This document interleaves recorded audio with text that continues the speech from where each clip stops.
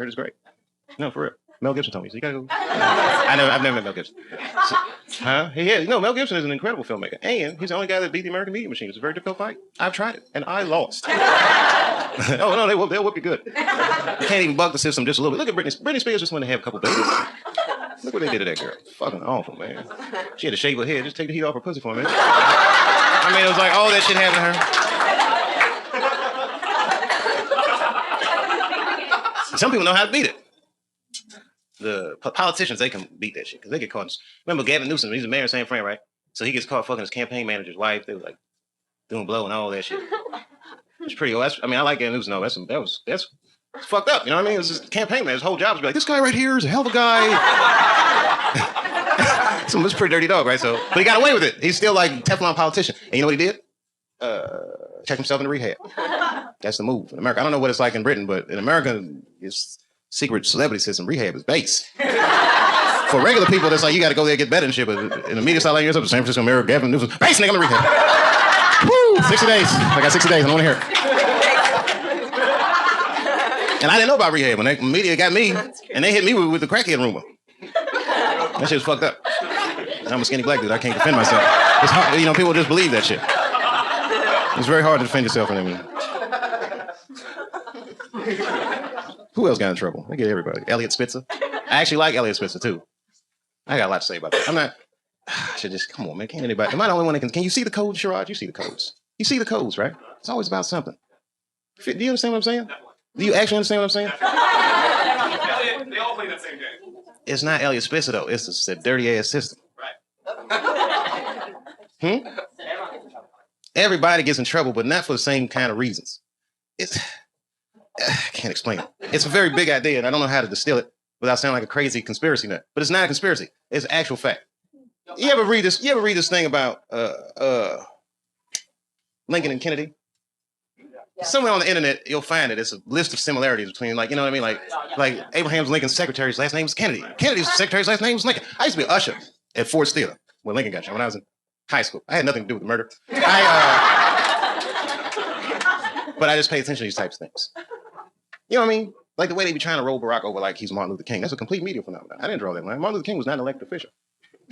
He wasn't. He was a chosen official, but he was not an elected official. That's the difference. Someone sees a young preacher this charismatic, they say, you know what, this guy could actually lead our movement. And at first they asked him, he said, I don't want to do it. They said, why would you want to do it? Because I'm 22, bitch, I'm getting pussy, I'm having fun. But then eventually he's going to understand, like, this movement is bigger than him, and yet, may not have been the same movement without just that one individual. Now, okay, here comes Barack runs, and it was just, that shit happens. You know what I mean? Can't explain it. Yes, I can. Barack runs against John McCain, right? Barack's campaign song with Stevie Wonder's Sign Seal delivered, I'm yours, right? Stevie Wonder sponsored the bill for the Martin Luther King holiday. John McCain is from the only state that refused the Martin Luther King holiday, the state of Arizona. Anyway, the point is, it's the same shit with all these people. Elliot Spitzer goes, how could he go to a call girl after he was busting prostitution rings in New York? I'll tell you how. Because he was the fucking attorney general. If you're the attorney general and someone puts a docket on your desk, he can't be like, I can't bust these people. I buy pussy. He just has to go and prosecute the case. That's his job. He wins cases. Of course, he's got to have political aspirations because he was good at what he did. And then Nas, remember when Nas went crazy on the radio and he said, Hot 97 is taking money to play these records and da-da-da-da-da. And everyone was like, Nas is insane. And Elliot Spitzer was like, I'm going to look into that. And Elliot Spitzer went in there and he was like, hey, these guys are taking payola. And they fucking ended the practice, the age-old practice of payola in radio. And then years later, he's going to get busted at the fucking Mayflower Hotel in Washington, D.C. buying pussy. Let me tell you something. I'm from D.C. You know Mayflower Hotel? That's where Marion Barry was smoking crack while he was fucking a girl that wasn't supposed to be. The point is this. Getting called a call girl at the Mayflower Hotel is like getting called a cheeseburger at McDonald's. Nigga, that is where you're supposed to do those kind of things.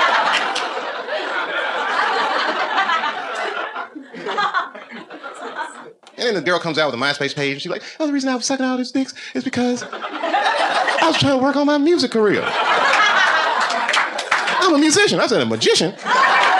She said musician, but I heard magician. Ladies and gentlemen, for my next trick, I'm going to suck a record contract out of an attorney general's dick. Same label as Nas. And you know what's so crazy about that shit? Which brings me back to the whole thing I was saying in the first place, is that Elliot Spitzer was going to get prosecuted under the Mann Act. And that says it all. You know the Mann Act? The Mann Act? The Mann Act. Sherrod, you don't know the Mann Act? You better know. In your line of work, you need to know these things.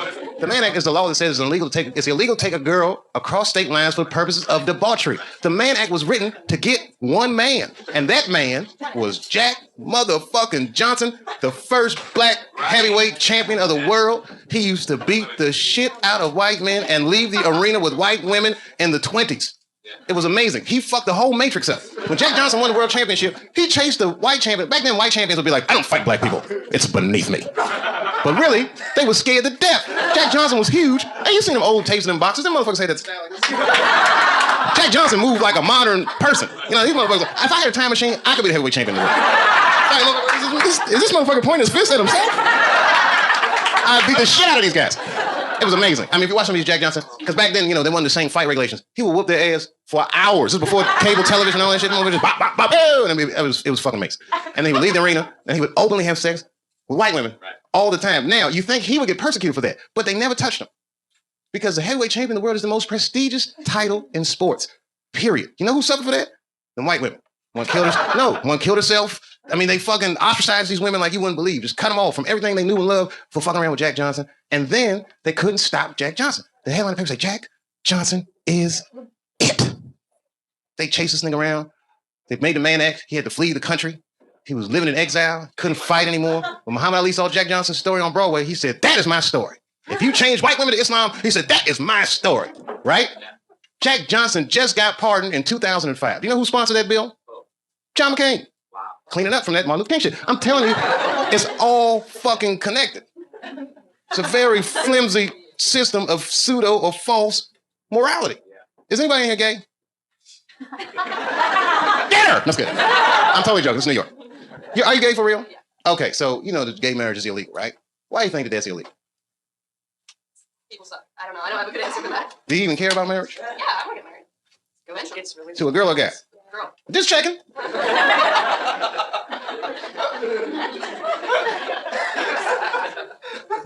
Why do you think it's illegal? People are scared of change. Do you think so? Morality. Who said morality? You think so? I don't. Whose morality? Who said big business? She knows what's going on. Huh? Hmm? Yeah? When gays get married, they're going to wake up to the reality of problems of marriage just like everybody else. And that's all good and well. You see, here's the thing. No matter what your morality is, it's still a secular society. So even if gay marriage is against my own personal beliefs, I can't necessarily believe a government that would say we don't want to do that for moral purposes. Not while you fucking bombing Iraq like that, or sending motherfuckers to Afghanistan like that. I mean, you came to hit me with all this dubious ass morality. They say morality because that's what their constituents need to hear, and because they think that's what their constituents want to hear. But honestly, Bill Clinton said 90% of the shit that people talk about has nothing to do with what the actual job of the president is about. You think the president be sitting around, what time is it, 10 o'clock? Oh, we got that gay meeting. Hey, guys, what are we going to do about that? I mean, they don't give a fuck about it. Who actually is going to give a fuck? Big business. And I have a whole belief system about that. You just don't want to know. I'll tell you part of it. All right, it's a tier. Listen, marriage laws are fucked up in America. I don't think that the government should have that much say in actually how people devise a marriage, because a marriage, right, devoid of any kind of religious belief or emotion like love, is a business contract.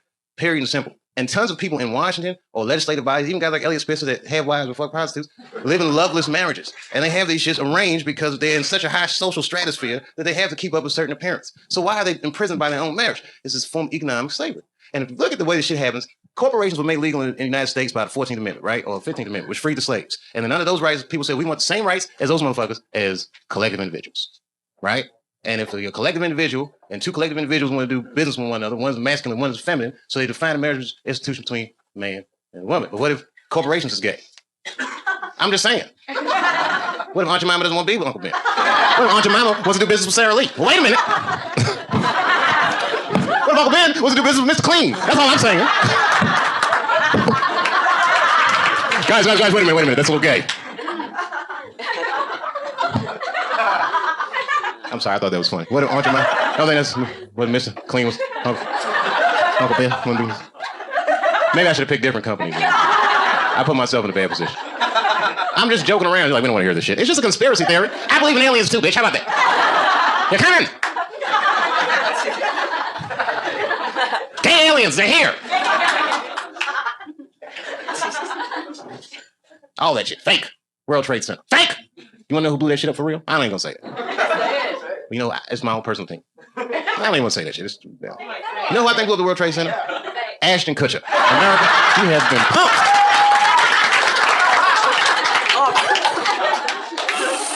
Fake.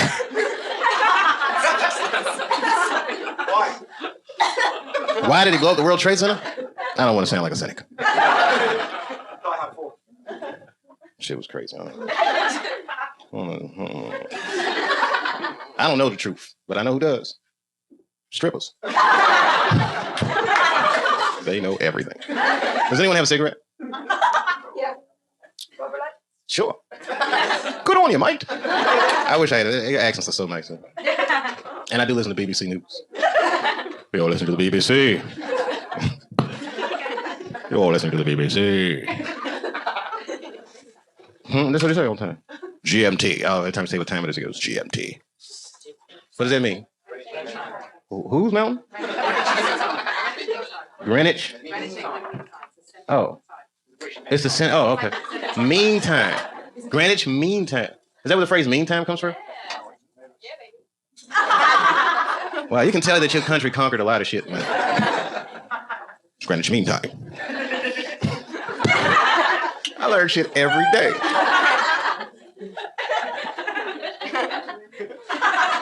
It's Greenwich Mean Time. Have you ever heard that before?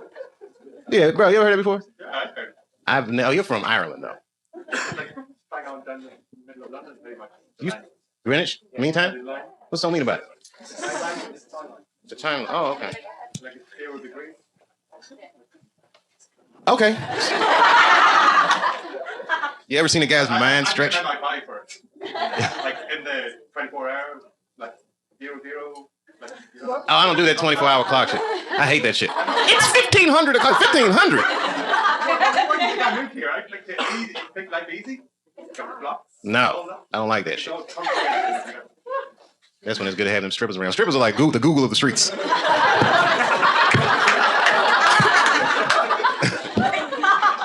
Never seen somebody answer so many questions without a crystal ball.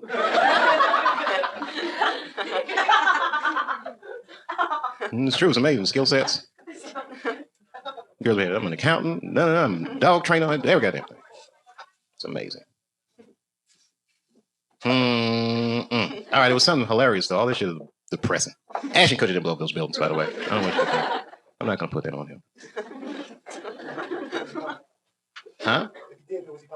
American people. American person is one of the most lied to people in the world. That's our whole game with America. Because freedom is not a privilege, my friends. It is a fucking burden. Because a free person has to make choices all the time. And you can't make a good choice unless you have the information. And in America, it's not like China. You know what China, when they had earthquakes, you know what the headline was in the newspaper? What earthquake? They don't tell those people shit. In America, they'll tell you every goddamn thing. And then they don't prioritize the information. You got to figure all that shit out for yourself. That's right. The war will be breaking out and you'll be like, did Michael Jackson fuck them kids? Take a shuffle funny. Because we live in the age of spin. You got to be so smart to live nowadays in the age of spin. You watch the news, that's not absolute truth. That is a version of the truth. People tune into the version of the truth that makes them feel more comfortable. Sometimes I watch CNN and I be feeling bad and I turn to Fox. Like, phew, I win it again. You got to just switch frequencies. That shit is not the truth. All the time. They'll tell you the truth, man. That shit. That's why I like Anderson Cooper, because he can tell when he doesn't believe the story he's reading. It's just like, I just work here, Dave. I don't know. There's something to it. It's not that. You know what it is about the age of spin? Because they play so much words, I don't even know what the fuck anybody's talking about anymore. How can you actually know? How can you make a decision? It's like, you know what I mean? The way to like, okay, Planned Parenthood, right? Planned Parenthood is actually for abortions. It's for people who didn't plan shit out. So you don't know if you're pro-choice or anti-consequences. The whole shit is... If you think about them shits long enough, you'll go fucking crazy. And that's when you gotta find a stripper and be like, bitch, explain this to me. You know the dark side. Semantics. Man. I know. All right, I have to get out of here. I'm freaking myself out. And I'm hungry. And I just got here. And then I was like, I got in the car and said, take me to the comedy club. And that's how I got here. I don't like what happened with you guys. You guys just decide, like, how do you decide to come here? Like, you two guys right here. I mean, literally, I look at you guys. I can't imagine what your story is. But I know you. Like, okay, how old are you guys? 19. You're 19, of course. They're too young to drink, but they just the right age to have a great ass time. I have been 19. I can't even fucking explain what that was like. It's great. I mean, I'm surprised. I mean, you know, I remember what it was like for me. I don't know what. Huh? How can I explain what 19? How can you have a good time? Oh, that's right. You're Australian. You can have a good time without drinking, can't you? You have a great time without drinking. I do it all the time. I was in Saudi Arabia. I didn't drink a drop the whole time I was there. I had a blast. Dave, what'd you do for fun in Saudi Arabia? What the hell? I drove an Escalade with 16-cent gas. That shit was fucking great. Drove that motherfucker in circles. What oil problem? You gotta see it to believe it in Saudi. There is no gas station. You just roll out. Kind of roll. That shit was great. I went to Dubai. You ever been in this place, Dubai? How is it? Well, have you ever seen the movie Blade Runner? It's like that, but sunny, with no robots or problems. Oh, it was fucking great. And then somebody building shit like you wouldn't. I mean, that shit looked like Legoland. That shit was amazing. I'm not exaggerating. I seen a billboard. We driving down Sheikh Mohammed Highway, whatever it is. They got a billboard inside the highway. It say, "We will build your skyscraper." I said, "Who the fuck is that for?" And who's a public? Oh, let me get this number. I've been looking for somebody to build my skyscraper. Yes, could you erect a skyscraper for me? I saw your billboard. We're busy. I mean, I'm not exaggerating. When I was there, they had 212 skyscrapers in production. If you can imagine what that looks like. 212. You know those big construction cranes? Half of all those cranes that exist on Earth was in that city, building 212 skyscrapers. That would be like if somebody said, "I'm going to build Manhattan in the next 8 months." That's what's happening on planet Earth today. And another 45 minutes probably. They're all taking a break. And by they all, I mean the Pakistanis and Bengalis. That's what's going on. Everything has a soft underbelly. Yes, where else have I been? You guys are British, so you've been everywhere. I don't care how obscure a place is. I've never gone to a place and not seen a British person. It's amazing. It's amazing. It's amazing. I was in Asia. I went to the Philippines. Who said that? Oh, you're Filipino? Oh, what's the other half? You're not gonna believe it. No, my wife is Filipino. Yeah, and my kids, you know, are Puerto Rican somehow. I don't know how that happened, but I guess when we get together, we make Latinos together. Different words. They never even been Puerto Rican. Why did I bring it? Oh, I'll tell you what. Have you ever been to the Philippines before? Okay, I went there, and I like the Philippines. I was actually, you know, I did not enjoy the poverty. I shouldn't even bring this up. I'd say it if Sherrod was here. It's the kind of thing. It's like, you know, when you're a comedian and you see something horrible, you should just only tell other comedians about that. Because everyone else is going to, you know, we had that worldview. I'll tell you because you're a comedian, all right? It's not funny at all. I'll tell you, it wasn't funny when I saw it. I'll tell you when it was funny. Okay, so we're driving down the street in the Philippines. It was like urban area. Now, I don't know if you've ever been to Asia. Traffic, not so good. As a matter of fact, it's horrendous traffic. Small, you know, it's somewhat chaotic. For me, for my American standards. Excuse me, everybody. Whatever. Okay, you've seen hood movies, you picture bad neighborhoods, you've heard all these things, but you got to see, you know, real poverty. Like when an American sees it, you can't help but be like, holy shit. Okay, so we made a couple turns trying to get out of traffic, and then we turned into, like, it was like the real world. Real poverty. What do I mean by real poverty? Well, there were tons of things that I saw in that instant. Like we turned a corner and all of a sudden it was like, I've never seen any of this shit before in my life. One of the things was, because it was an urban setting, you have to imagine it's a city, but it was a guy, and he was... It wasn't funny to me. It was not my initial reaction. And I need to tell you that. But you're a comedian, so please look at it with those glasses. This is like that Kramer moment I was so worried about. Okay, we turned the corner, and there was a guy who's walking, and he had no clothes on, right? Now, that shit could happen in New York, but the way he was walking was like he didn't have no clothes anyway. It wasn't like he was walking to some clothes he had. He was just walking like, I'm naked, B. So like, I know, now, it wasn't funny to me at all. My kids were in the back. They were like, oh, shit. Like, you know, they're like 5 and 8. Oh! Like, all right, so now, their reaction to it, maybe well, just because they're kids, and I remember it was like me and the kids, and he was naked, man, in the city, and all right, so I explained to the kids, listen, guys, you know, this is what the world is like. There's people out here don't have da-da-da-da, you know. There's grandmothers from there. She's explained to them, Mom, we all explained to them. The kids like, oh, snap, okay. So then we come back to America. It's like 8 days later, and we split up. Kids go back to Ohio. I said, I got to go to LA, take care of kids and business. I went to Hollywood for a minute. And then my wife calls me up And she says, and she's crying. I go, what's going on? She goes, he did it. I said, who did what? She's like, Manny Pacquiao. He won. And I said, oh, it's fucking great. You know, this happy. She said, finally, you know what I mean? People feel a lot of pride when Manny Pacquiao won. And it was kind of touching the way she felt. And then she said, he's going to give his money to the poor. And then I say to my wife, and this one was funny, I hope he buys that guy some pants or something. And she felt like, but it was funny because it was weeks later and it was an emotional moment and it was so emotional. I felt a little uncomfortable. So I just had to throw a little joke in there about the guy who saw with no pants.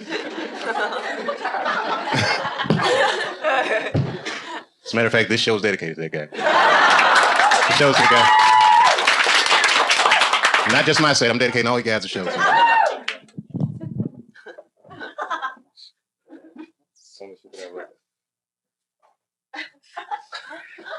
uncomfortable. I really didn't have anything to talk about. See that Barack was right. We can do this. It's going to be great. America's going to be great again. You'll all see.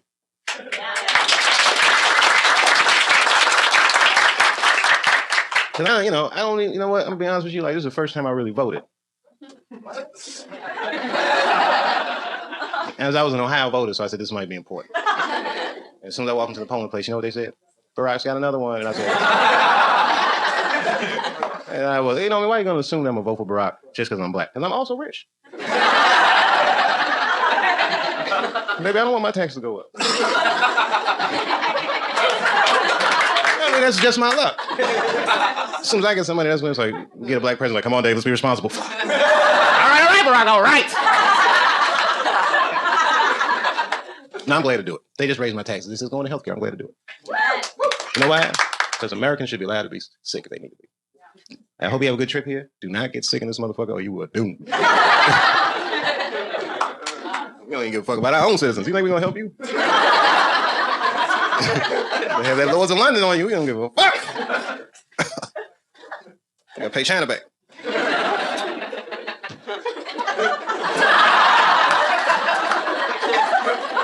And I've been to China. And I saw the Great Wall of China. Have you seen it yet? Anybody here seen the Great Wall? Anyone? You've been to China? Are you Chinese? No, Korean. Oh, man, you must have been so jealous. I'm just kidding. I'm just kidding. You guys got the demilitarized zone. That's great. I mean, what do you call it? What do you guys got in Korea? The DMZ, right? Some parallel. 45th parallel. It's a thin layer of America protecting you. I'm just kidding. Did you like the Great Wall? I did. It was amazing, wasn't it? Yeah. You know why? Because it's the largest man-made object on Earth. That's what they said. And she claimed, the tour guide, that it's the only man-made object visible from space. I have yet to confirm that. I'm still getting my space money together. But it was amazing. I personally was amazed. Because I didn't know that the ancient Chinese people actually had Mexicans like that. I'm not saying Mexicans built that wall. I'm saying Chinese built that wall to keep Mexicans out of China. That's a very advanced culture. Well, America didn't think of that till 5 years ago. I was kidding. Well, did I make that up? I'm sorry. I thought we were going to build something in Texas. Was that me? Oh, no, that wasn't my idea. Was it? All right, that was an easy joke and it was wrong. And you know what? Anyway.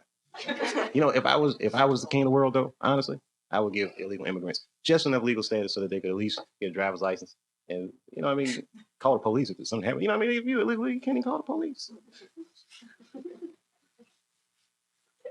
You know how much crazy shit? Look, I don't even want to talk. It's not. I'm gonna finish up right there. This is it. That's all I'm gonna say. All right, you seen the paper, right? I shouldn't even bring this up because it's not funny, but it's just an illustration of where things are headed.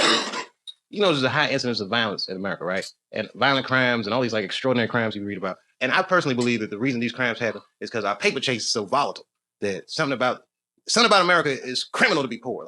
Make you feel bad. It's so bad. It's like you got to do something still. Something very desperate about our paper chase. Just culturally. I'm not blaming the government. I'm not blaming, but it's just evolved into that. Now, so I read them sometimes. These horrific crimes will happen in Houston, Texas. There was a serial rapist, which rape, by the way, is never funny ever.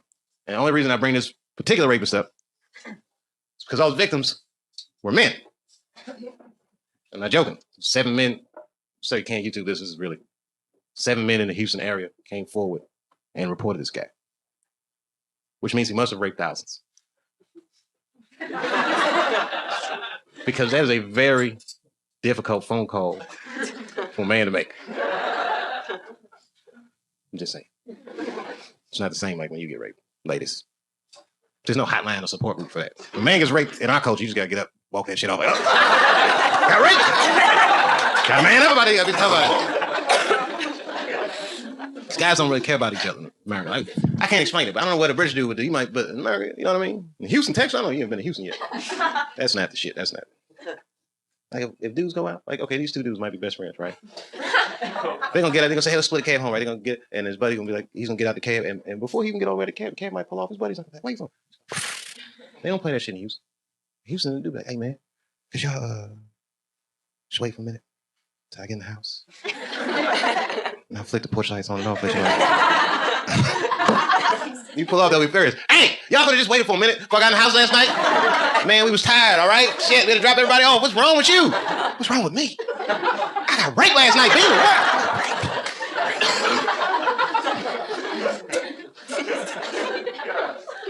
This is American culture. So I can culturally profile these people. The victims. Culturally, I could make an educated guess that the victims of these attacks were white. And not for any other reason except that black people have such a bad relationship with police in America. I don't think they would have called the police. I think only a white person would feel comfortable enough to make that phone call the way the climate is in America. Socially. You know what I'm saying? That's just black people don't call police for anything. I live in a white neighborhood now. My white neighbors call the police for everything. It's amazing. Hello, police. Yes. My neighbor's playing their music very loud, and I need police intervention for this. I don't want to handle this myself.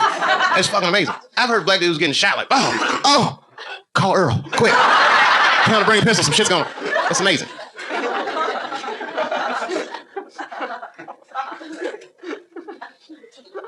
I just can't see that someone coming to the club. Oh, Earl, what's wrong with you? Oh, I got raped, man. What? Raped? Yeah, they raped me. Let me use your cell phone, man. I'll call the police so I can fill out a report. Call the police? Fuck that shit.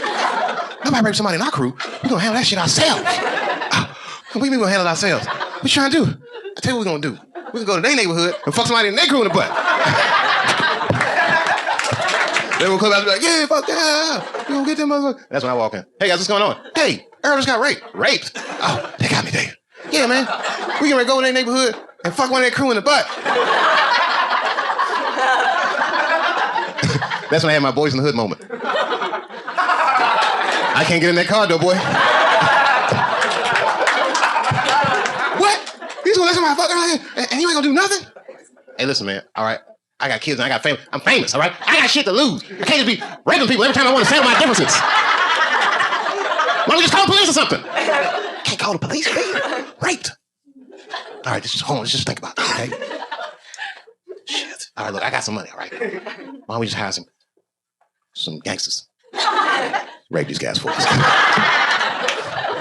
Then it turns into the Godfather. I go to a little Italy, pay them gangsters off, and they be driving around the hood. There he goes. Hey, you, come here. Let me talk to you for a second. And the guy be looking like, oh, maybe you want to buy some crack. Hey, what's going on, guys? And then they put it down. Pull his pants down. Pull down their pants. And right before they rape him, he says, Dave Chappelle says hello. And I'm at the opera.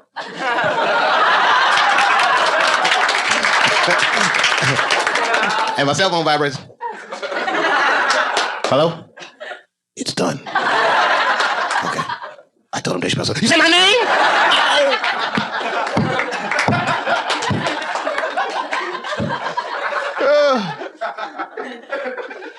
Not an appropriate joke, I know. Male rape is on the line. It's not rape. It's not funny, but it's so bad that it's. You know what? It's the kind of joke that I would tell in a nightclub, but I would never tell the joke on television. Even though I might, maybe I will.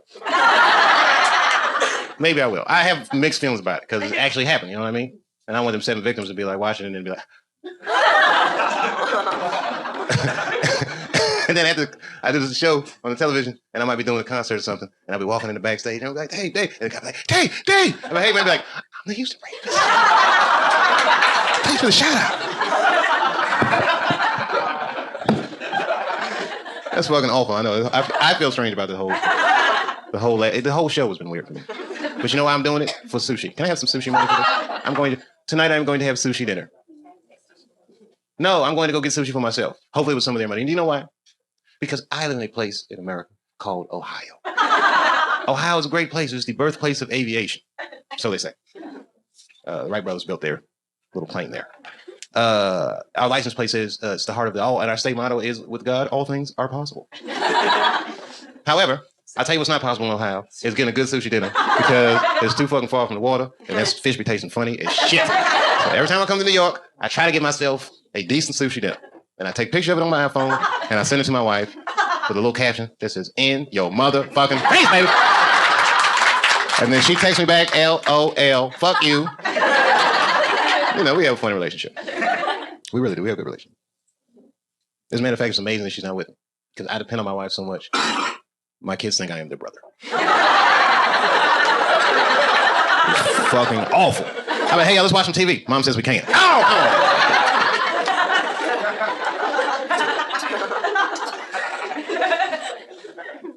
That's crazy. It's crazy. Don't get me started talking about the kids. You know, one time, my wife, when we argue, everybody argues. But sometimes, like, I'll vent on stage. It's not cool. It's kind of unfair. But it makes me feel good. And one time I was doing that shit, right? And I guess one of her girlfriends was in the audience and text messaged her, and then she come to the show with the kids. But I didn't know. It was an early show. So, but then I seen her, and then I seen the kids, and then, you know, I had this ego thing. So now I feel like, well, I'm not backing down because the kids are here. They're going to have to learn somehow. Because now I just don't want, you know what I mean? Switch my shit up. It was crazy. It was the wrong decision. And after the show, we in the green room arguing, and I say, man, I'm talking all this shit. I don't want to talk about this shit. I'll go off like this, and my car don't start. So now she got to get me a ride home. I get in the car and try to play like I'm asleep. But really, I was awake. I just didn't want to talk about the show. And you know who else was awake? My son, my oldest son, in the back. And I hear him say this, "Mom, what is pussy?" I know, I felt awful. And then I had to hear my poor wife explain to her 7-year-old son. It was terrible. She was like, well, whew. I could feel her looking at me with hatred, but I was still faking like this. Well, son, pussy is what keeps this family together.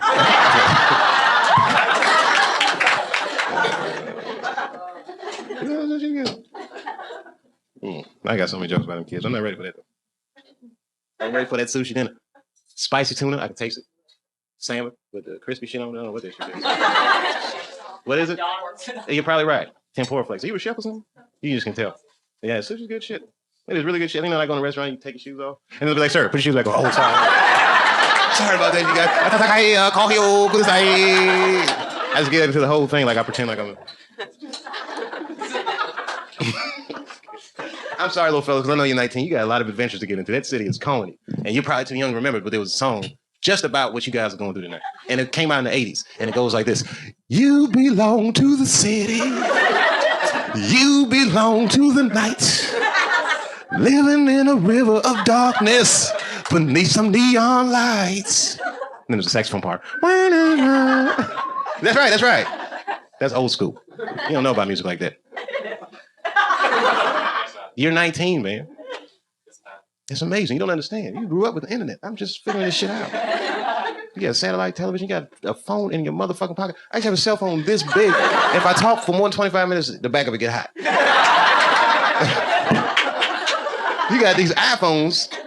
I'm still impressed by that. Have you seen it? That shit is amazing. I could pull my iPhone out in front of Batman. He'll be like, what the fuck is this? Oh, you haven't seen this yet, Batman? I could go 5 years back in time with my iPhone. And when I get back in time, it'd be like, what was it, 5 years ago? 2003. Okay, I go back, 2004. All right, I go back in time, right? And somehow I get access to a time machine. I go back in time. It's 2004. And I go to somebody and I go, hey, I want to get something to eat. Where's a good sushi place? I don't really know my way around. I'm from the future. People like, you are not from the future. I am too. Where you from? And I pull my iPhone out and say, I'm from 25 years in the future. They believe me. But really, I'd be like, I tricked you, motherfucker. I'm only from 5 years in the future. Shit is right around the corner, motherfucker. It's about to happen. I tricked you. I'm only from 5 years in the future. The rape stuff was funnier, Dave. Well, I'm sorry, man. I thought that was just me. Okay. You guys don't know what I'm going through. I might melt down like Lenny Bruce on this motherfucker. You know what I might do. You ever see them old Lenny Bruce tapes? Like first he's all funny, and then once he's talking all that trouble, he's I should melt down on the show. How about Joaquin Phoenix? What y'all think about it? That was bad? All right, I watched that, and I watched that whole interview, and I said to myself, Joaquin Phoenix is a fucking genius. That was like the greatest press appearance I've ever seen in my life. Yeah, that shit was. Yeah, you saw it? What'd you think? Why? He was so what? He was not. No, he wasn't stoned. Oh, listen, I've been high. He was in complete control of that situation. You understand? This is how brilliant it is. Basically, what he's doing is resisting every protocol of what it's like to be on a late night talk show. He didn't do any of the banter. He didn't do any of that. Hey, good to be here, Dave. We got a new movie coming out. He didn't do any of that shit. He's a completely different kind of celebrity than I am. By design of what he does. He's a fine actor. So you don't know what he's like. Only time you see Joaquin Phoenix, he's in a movie pretending to be somebody completely different. And he's very good at it, so you can't tell what he's actually like. So this is the first time he ever stepped out in front of his work, and he was like, made a point not to be charming at all. How have you been? Good. What are you working on? Music. What kind of music? Hip hop. And then everybody laughed, and he goes, is that funny? I said, this guy's a fucking genius. 10 minutes on Letterman, he was on every publication the next day. It was in USA Today. Look how crazy it is. Everyone was talking about, he's a fucking nut. He must have been high or something. Joaquin was probably reading that shit like, I said, this guy is fucking brilliant. And you know who the guest on after him was? Exactly. Who gives a fuck what happened after that? Joaquin won. Check and mate. I said, that's a Mel Gibson playbook right there. Mel Gibson beat the game. Easily. In a move so weird and abstract, I'm surprised no one's done it sooner. This motherfucker made an action movie about Jesus. Check and mate. There's no answer to that. This guy took 20 million of his own dollars. He made an action movie about Jesus. And the movie grossed over $1 billion. He made $800 million off a $20 million investment. All in, he probably made close to $1 billion off a $20 million investment. Do you understand what that will do to your life? Do you understand how much money $1 billion personal dollars is? It can't. It's enough money to get pulled over by the police in LA County and jump out the car like, fucking Jews? What's poppin'? Everything all right? Police like, you can't say that about the Jews. I can't. Base nigga, I'm in rehab. Game over. That had never happened before. And then followed that shit up with Apocalypto, which was fucking... That movie's great. Have you seen it? That shit is like Mexican Braveheart. That is the best shit I've ever seen in my life. I was talking like that for a week. Daga, daga, daga, cha. Daga, cha. You wanna know why? Because he made a movie, a major studio movie. He didn't use one Hollywood actor in the entire movie. It's not cheap. That's amazing. He got indigenous people from the Yucatan to be in Hollywood. It's amazing. Can you imagine that shit? Just going to the Yucatan? Let alone going there to cast some movies, walking up to somebody in a thong. Have you ever considered acting?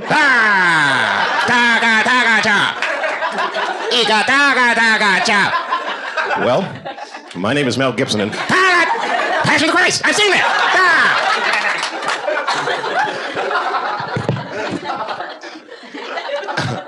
I'm telling you right now, if I had a sketch comedy show, let me tell you right now, if I had a sketch comedy show, I guarantee you, I fucking guarantee you, I would do the funniest Apocalypto sketch that you couldn't even fucking imagine what I would do. I got an angle on that shit. No, seriously. I got an angle on that shit that's so good, I'm like, nobody do that shit. Saturday Night Live, nobody would think of the shit that I would do. And it's so simple. It's right in the face. If I had a sketch comedy show...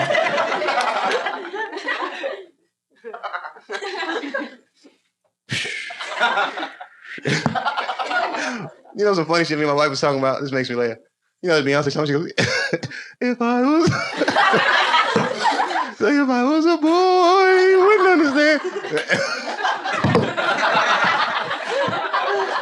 Now, listen what she say. My wife say, you would never hear a man sing a song if I was...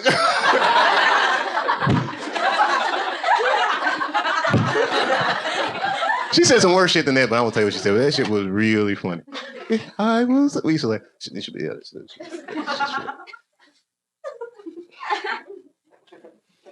oh my goodness. You know, I do... How long have I been on stage? Like 25 minutes? 30 minutes? Seriously, how long do you think I've been up? Hour 20. All right, one time I did a show, right? It's not too long ago. And I lost track of the time. I did 7.5 hours, right? I walked out of the comedy club and Starbucks was open, the sun was up, everything. I'm not gonna do that tonight. And the only reason I'm not gonna do that is because I haven't eaten my dinner. My sushi dinner. I know you're from England because I already heard about you. No, her right there. She's from England. I know her. That black lady right there, I met her. What is this, an embassy party? What the fuck is going on? How do they all know each other? I'm starting to feel uncomfortable. Boy, you guys did conquer a lot of countries. Like, I know. No, good on you, mate. I'm not hating. Black American dude, this is the whole, my worldview. You'll never understand. At least that's what I'll tell you when it's convenient. You know what I mean. Where you from, man? What's your nationality? Habla español. Sí? Un poquito sí. No, that's right. I be speaking some shit. I speak a little Spanish. I also know a little sign language. I sound slow as shit. Why do I know sign language? I like deaf pussy. Woo! Now, I used to live near Gallaudet. It's the largest deaf university. And the girls was gorgeous. And I used to go, hey, what's going on with you? And they'd be like, oh, shit. I literally studied that shit. It didn't help.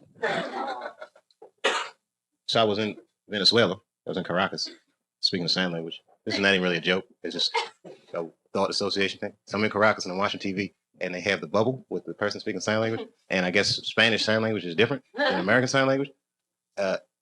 All I can tell you is it's very sexually charged. I was like, if she be like this one more time, I'm going to lose my motherfucking mind. Barack doesn't need this right now. Can I have one more cigarette and then I'll leave, I promise.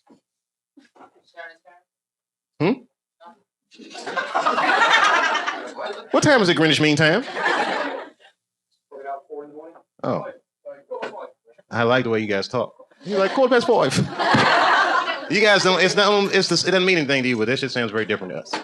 Do you guys have sushi in there? No, just kidding, I know you do. I've had sushi in London at Nobu's. Over at Hyde Park. That's right. I have a plan to save the world. But I'm not going to talk about it. Some strippers helping put it together. Where y'all going? What train you catching? Oh, you do have to catch a train. No, don't be upset. No, ain't no disrespect. Hey, listen, if I wasn't me, I'd walk out on it. Because I already know what I'm going to say anyway. Don't clap me off. That shit'll make me stay just to be spiteful. And I got comfortable shoes on. Shit. I'm going to hold that cigarette and then maybe I'll leave. I have to leave. So she's my half sister-in-law. Nice. Anyone else from another country? Cigarette. Who? You from Australia? Oh shit. Belgium. I don't know anything about Belgium. No, I know. I know the waffles and food products. I'm just talking about. I don't know about your history. You guys are mysterious. Not that you're mysterious, but you're not troublemakers. You like the quiet country. There's no Belgian stereotypes I can capitalize on. You know how the Belgium do. Oh shit, they do be doing that. No good Belgium jokes. You're safe. You leave the with me. Diplomatic immunity.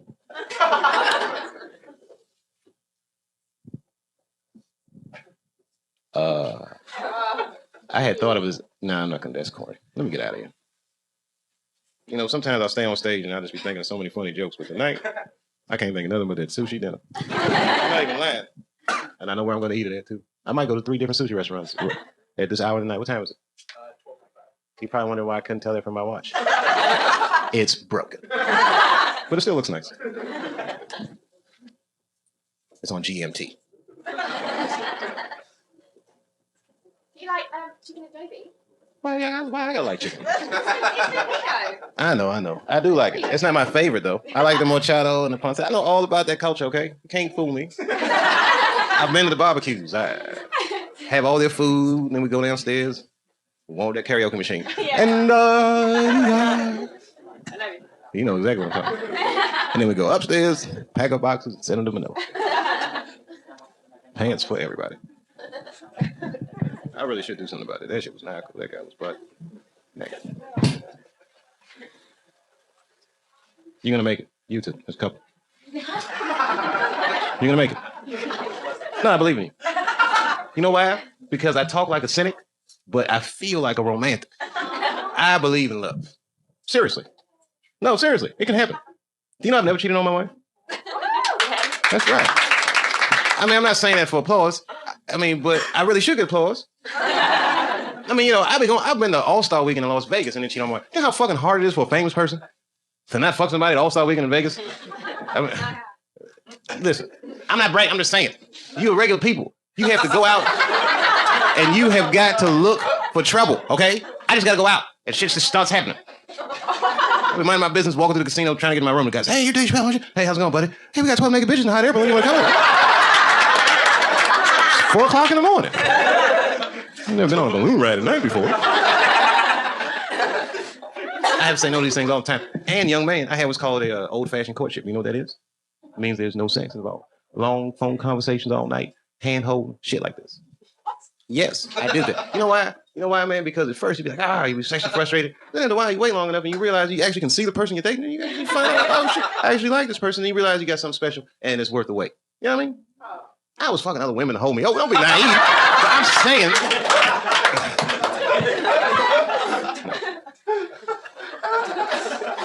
No, you know what I don't do? You know what? I've been cheated on before. We're all human beings, right? This happens to the best of us. I personally didn't like it. It happens, you know, you're a pretty girl. Have you ever been cheated on? You don't? Okay. He's looking like. I'm playing with you. You know, but you know how them Belgians be doing, man. That's good. I don't know what you do. None of y'all have ever been cheated on. Any of y'all never been? Never. Huh? Not that you know. Oh, good on you. I've been cheated on, and I caught the girl in the act. That shit's bad. That's bad. You clap. That's it. That's it. Look, the only thing for me, I mean, you can't even imagine how painful that was. For me personally, the only thing worse than seeing it with my own eyes, and it's just me, was fighting a naked man. That shit was gross. Like he had 3 fists or something. That's what, you know, I'm boxing us up about it, and then his dick caught my jeans. Just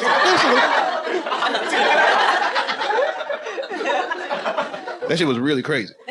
I mean, really crazy. Because I fought the guy for like 2 minutes. It was disgusting. He maintained an erection the entire time. I know. If you imagine how I felt. This is too much was happening.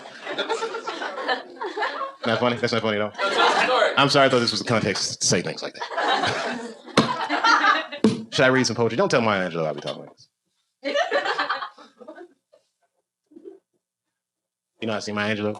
I went to her house. Yeah. They didn't show this part on television, right? You gonna take off? Don't tell Dr. Angelou about me. Are you leaving for real? No, what about that? But I want to get Maya Angelou back. Do you want to hear the story? It's not all that, but it is because it's Maya Angelou. She know what she do. See, the thing is, if you talk to her, right? I'm not gonna do an impression, but if you talk to her, she can quote literature like she's Maya Angelou. I'm not even gonna tell you the story. It's not that. Well, she goes, there's a book by a man named Machiavelli called The Prince. She goes the whole diatribe about Machiavelli, who he was, you know, historical context. And I realize I'm talking to a woman who is America's poet laureate, professor of literature, and, you know, Pulitzer Prize, whatever. She won it all. She says, in this book, Machiavelli says to the prince, he must separate the people. And if the people cling to one another and refuse to part, then you must picture them as if they were in a pit. And eventually, they will push one of their own to the top to be their leader. And when they do, you must grab their hand and fling them to the mountaintop with the villa. And if they don't, no, she says, and if they refuse the villa, you must cut his motherfucking hair. She didn't say that. She didn't say that. You must cut his head off. Do you know what that means? It means I should have taken that $50 million when I had the chance. But you know, I don't feel bad about losing that $50 million. Because what if I have $10 million in the bank? Okay. You know the difference between having $10 million and $50 million? $40 fucking million. That's right. But I got $10 million in the bank. I can go to a restaurant and I can look across the room and I say, you see that guy over there? He has $500 million. We're eating the same thing. And we might even drive some of the same cars. And we might even fuck some of the same girls.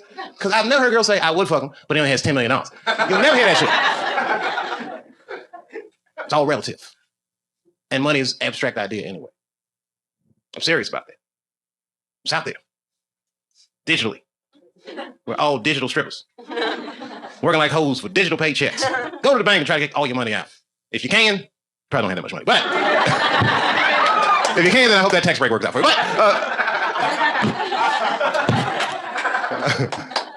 But we have over $100,000. They're gonna be like, Mr. Chappelle, wait a minute. We're going to need to make some phone calls. Hold on, Mr. Chappelle. There's something wrong with our service. That's when you know that you make a lot of money in the bank when they say hi to you as soon as you walk. Hi.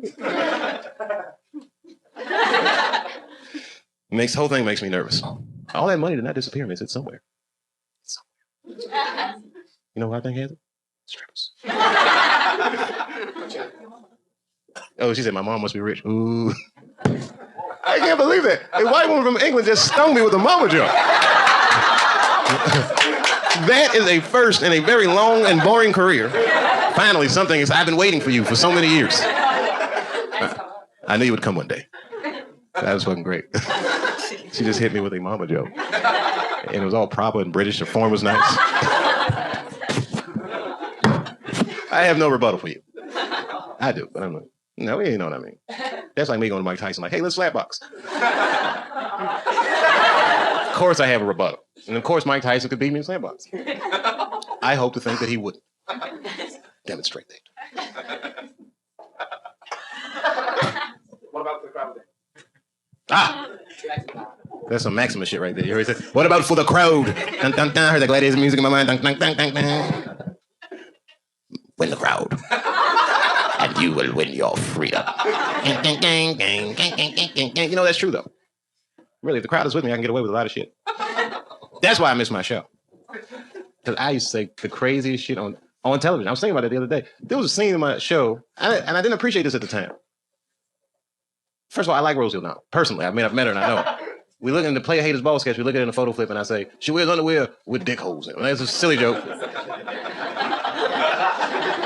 But I remember having a series of phone calls where we argued about whether or not I could say dick hole in there. And I remember the lady from Standards Practice called me Dave. I was like, yeah. She's like, you got it. You got dick hole. I was like, great.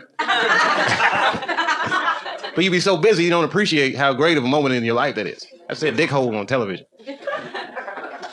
I was over 30 when I did it. That's fucking hilarious.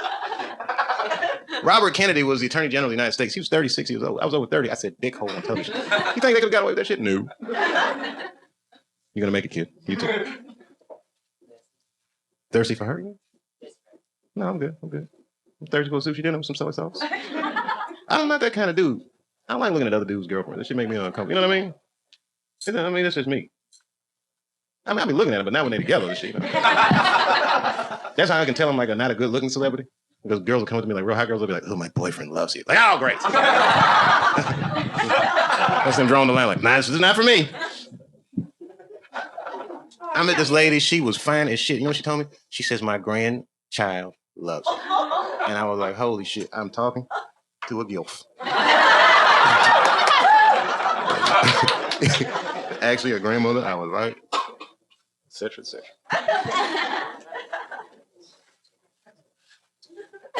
She was beautiful. It was amazing. I can't believe she had grandkids. We love you. No, it's all right. I mean, look, I'm good. I'm good. I'm comfortable with myself. I know what I look like under these clothes. Not bad. Naked, I look like a Kenyan runner. You ever seen them Kenyan runners coming when they win the New York Marathon? I'm approximately like that naked. All right, everybody. I know I'm supposed to get out of here. Government's coughing in the back. Hey, you take care. I want you to have a great night. Do me a favor. Do not tell anybody you saw me. I'm just kidding. Just working on my comeback. 35 people at a time, baby. That's all I need. See this shit we got? I don't need everybody. You're the little crowd that could. I don't care about that. I don't want to be on TV right now. Not right now. But if I had a sketch, y'all do that part with us? I had a good Barack sketch, too. Although, you know what's funny? I'll tell you what. Are you going downtown? You got a car? Okay, I got one, too. Want to race? This to 14th Street. We'll just race 14th Street. I'm totally joking. My car got a driver, but he seems like he's competent. She got a Coca-Cola in there? Oh. She said, I like rich people. She says he left it here ages ago. I want to learn how to talk like it. Hey, she is back. What's happening? Hey, can I have a Coca-Cola? Hey, she is back too. You know what he asked me about you? He asked me if I was thirsty for you. We've all got a little Jack Johnson in us, don't we? I'm just kidding. You know that. Listen. My mouth says racist things. My penis is humanitarian. He wants to see everybody do well. Do you have any Coca-Cola? Oh, it is coming. Where's your sushi? Downtown. At a 5-star restaurant. With a Japanese chef named Yoshi. It's a Japanese chef's a man. He's up. And you come in the restaurant and go, I don't know what they say. You take it all, don't leave, man. Nah, man, I gotta just pee. That's all. I've been holding it a long time. No, you kept it real. You kept it real. We all, hey, thanks, man. Little practice. Just getting ready. The Korean lady was like, nice form. I'm sorry. I was kidding. You know you want to come. Because I go to the Korean sushi place in LA. It's a little different. It's good though. It's still sushi. But this shit is thick. This should be like wagon wheels. Them shit is delicious. It's like Thanksgiving for sushi. You guys don't know what the fuck. You know what it is? You guys are tired and you guys have your own lives. But you know what? Hey, man. What y'all want me to do? Go home and just be by myself and not talk to anybody? I'm sleeping in a hotel, all right? Not cheating. And if I watch porn movie, show up on my bill. And my wife knows it's porn because it don't have the title on it. Just says, discreet movie. David. And after I eat my sushi, you know what I'm going to do? I'm going to go to the gym. And you know what I'm going to do after that? Get some rest. But first... No, I'm not going to get most of it. But I traveled today, and I didn't get my dinner because my wife didn't cook. And I'm a little old to be eating top ramen after 6 p.m. Getting a little old, getting a little tired of eggs for dinner. Marriage does have its privileges. I eat 3 meals a day now. Are you really like one of those backpacking people? Have you gone all the way across America on this walkabout? No. But you haven't gone across America. You ain't seen shit till you go across America. You know where you need to go? Albuquerque, New Mexico. What's that fucking town? El Paso, Texas. You ever been to El Paso, Texas? No, I just go to America. Oh man, you gotta check out this country. Just got you. All right, hey, see you, man. Oh, okay, you been to South America? You go to the jungles and all that shit? All right, do this. Go to a state called Wyoming. In the top left corner, Yellowstone National Park. It's one of the most beautiful places in America. I'm serious, and there's no cell phone reception. You know who I met there? Yeah, no matter. I'm trying to give you some good travel tips. Oh, no, don't go there. Your experiences traveling might be a lot different than what it's like for a person like me to travel. Because I travel in style, motherfucker. I do it right. Fuck a backpack. I've done that before. Hey, you guys take it easy. Oh, you gonna smoke? You know why I can smoke in here? Because I have an endorsement deal with Philip Morris. I don't drink alcohol. Change my ways. Hallelujah. All right, you won this time.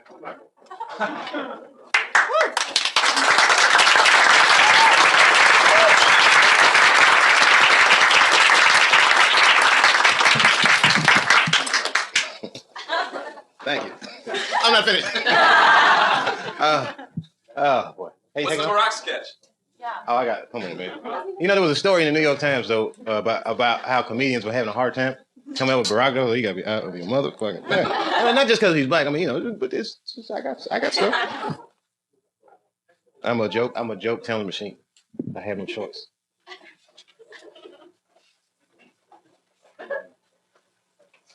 Peanut M&Ms. The good stuff? Try them out. And as for you, get the fuck out of here. I'm totally joking. I just had to say something because I felt offensive. You guys would have been doing this shit 4 years ago when I had that show. Look at Rick James, bitch. Look at my titties. So finicky.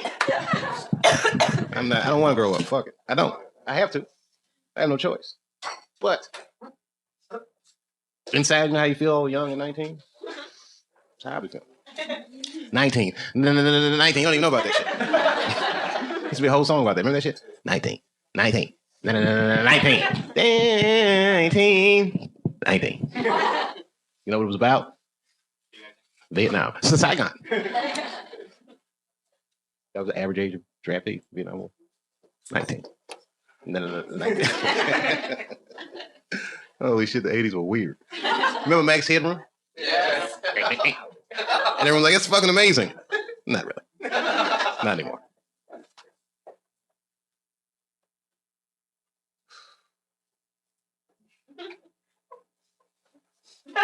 Kid, meet me up front. The fucking 80s. You don't remember that Knight Rider? I'm on my way, Michael. It's a car with a British accent, but it was an American car.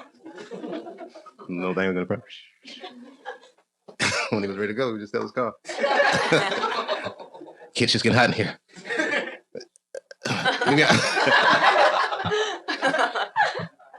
It's a 1 hour television show like that.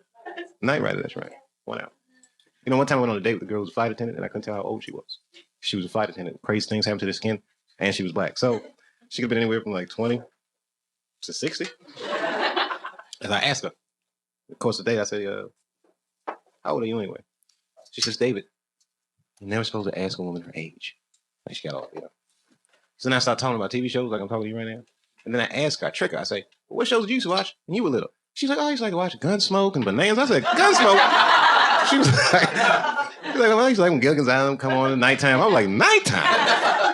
So that shit came on after school.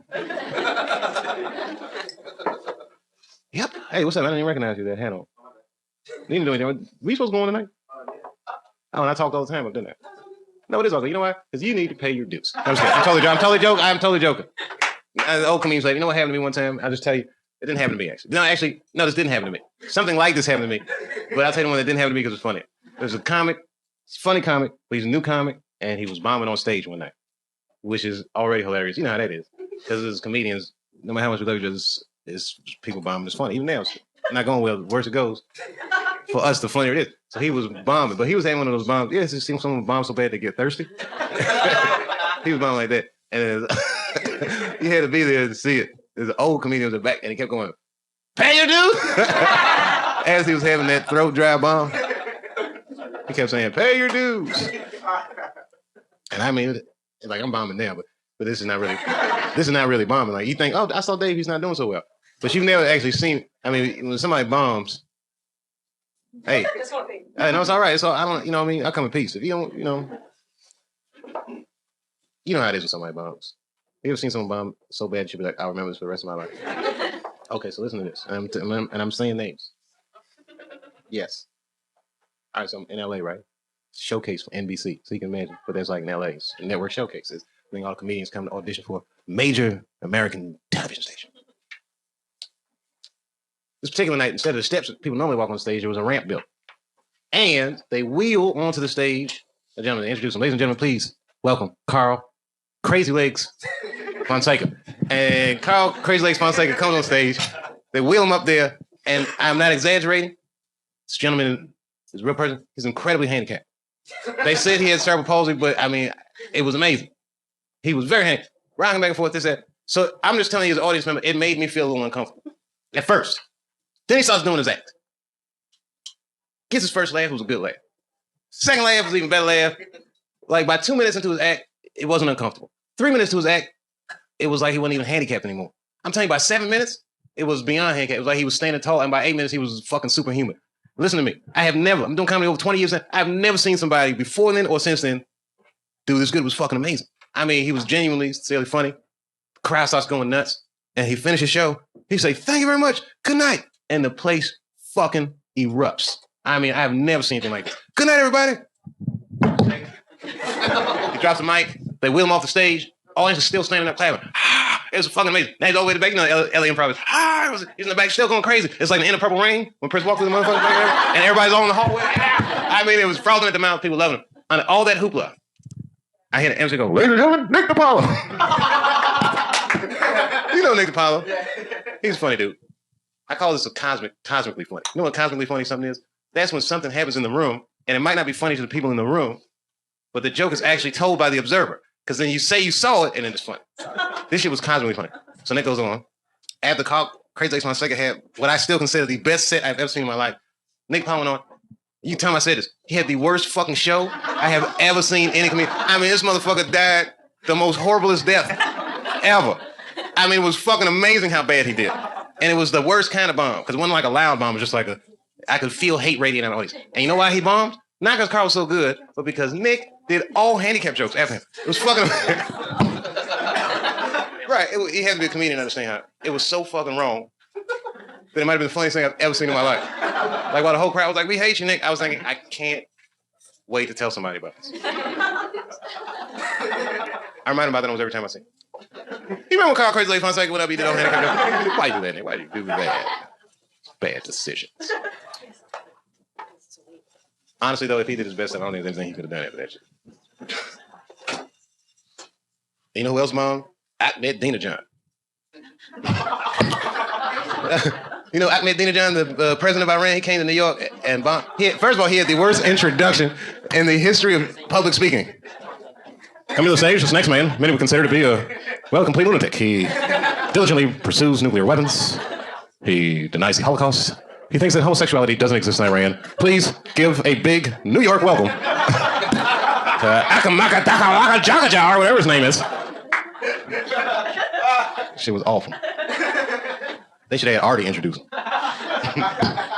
Artie put like, yo, you seen this next nigga on the History Channel? He's been on CNN, Fox News. Give it for Ahmed Dinajan, y'all. Show him some love. Thank you, Artie. This lady said, this is painful. No, miss, this is fucking hilariously self-indulgent. You know, with every comic's career, you hit a stride on the stage where everyone in the audience becomes an extension of your own imagination. It doesn't matter if you do good or bad. Why? What did you want to talk about? What did you wish I'd talk about? Barack Obama. Really? I think you're good. At least I like your skirt. I do. I do. You know why? Because there could be an asteroid speeding towards Earth right now. And you think they would even tell your ass? No. They would not tell you shit. Just in case it missed, they want you to work every day until the last day of the asteroid. Oh, it is coming. Sorry we didn't tell y'all. We thought maybe it might. Thought maybe it might miss. We didn't want to slow the economy down because we got to pay China back. Everybody's got to pay China back. And you know what it is about Korea, mister, that gets me? My Japanese friends say you copied them, but I don't believe that. You know what? I'm just kidding. I'm just trying to start beef. Ain't that a rivalry, though? Japanese, Korean? The Sony Samsung rivalry? So, strip would know. That's what I'm going to have a footnote in my next time I do a show. This information was fact checked by a stripper. Okay, good. This guy knows what he's talking about. Strip was American. I don't know what strip. You know, I went to a strip club in England, in Soho. I don't go to strip clubs anymore. I think but at that time I did. And because I was around 19. It's a true story. It's not even, and you know what, in the age of Barack, this would be so out of context, but just picture this. So I go to a strip club, and it's empty. It's in your Soho neighborhood, right? I get in there, it's like me and another comedian, and like two other kind of shady looking dudes. And the room is real small. We just kind of sitting there, and nothing's happening. Like nothing. And then I don't remember if they had a speaker system or a boombox, but like a girl rushes in. She's wearing like street clothes. She runs to another room, and she comes back. In a, not like a sexy stripper suit, but in like a Jane Fonda workout leotard kind of thing. Had like this one-piece swimsuit stock. It's actually happening to me. So we're sitting there with these two shady guys, and she puts a mat down, like a yoga mat type thing. It's actually happening. And she looks at us, she says, I'm not going to take my clothes off. I'm just going to do some exercises. And we were just sitting there like, huh? And then she started doing all this shit, like literally like this. This goes on probably for, literally, she's exercising right in my face. And this goes on for maybe what seemed like forever. It was probably about a good 5 minutes. You know I'm not good with time. Could have been 5 minutes, could have been an hour. I can't tell. Bottom line, she's exercising, and it's going on. And back in these days, they smoked a lot of reefer. And I could find reefer in any country. So I had weed in England. I smoked it. And I started to laugh. It's a very small room. But I started laughing uncontrollably because I was like, this is fucking hilarious. And it's just, you know what I mean? It wasn't sexy at all. It wasn't any fantasy in it. It just was like this weird, sad portrait of a woman exercising in front of me. It was fucking crazy. So, okay, I'm laughing. I don't know if this is even funny. It's like, never mind, I shouldn't even start this stuff. All right, she got serious. I started laughing. She gets mad. And she stands up. But you have to picture how bad this is. She's in the Jane Fonda. You know Jane Fonda? And she's coming around and she's furious. But she still got the outfit on. And she's like, well, I'm not going to dance for a nigger. And it was so fucking weird. And then I started laughing harder. And then I say to this big bouncer guy in the corner, I go, hey, can we get another stripper? Mine is racist. It had to be, that was very funny. And then they ended up kicking us out. Like we weren't going to leave anyway. But it was just something about... What time is it? What's almost what? 5 minutes? I'm going to leave. I'm going to walk off stage. No, I'm going to leave because the place is still open. until 2. So I'm gonna go there. But all right, you know why? Because in New York you can do anything so late at night, and you know what I mean. Right now I'd have been sleeping. I'm serious. I'd be probably sleeping. All right. Man, you guys rest good. Well, this stinks. It does not stink. I'm actually having fun, and the more uncomfortable you feel, the stronger it makes me.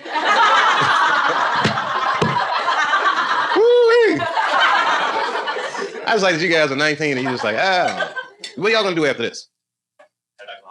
The hostel? You live in a hostel? Oh, where are you from? Wow, that's a great city. And let me tell you something, your strippers would have never done that to me. No, that was great. I mean, Montreal made my career. I'll tell you about it. That Just for Laughs festival was fucking fantastic. You sang in a hostel too? Yeah. All of you? I saw a porno movie like that.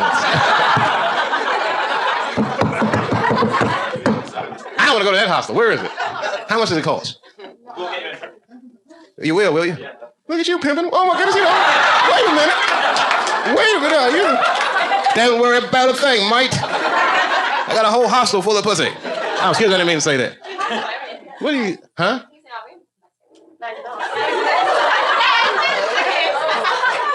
Y'all need to get your knapsacks and move hostels. You might be in the wrong hostel. Wow. Man, that sounds great. What are the beds like? So hot.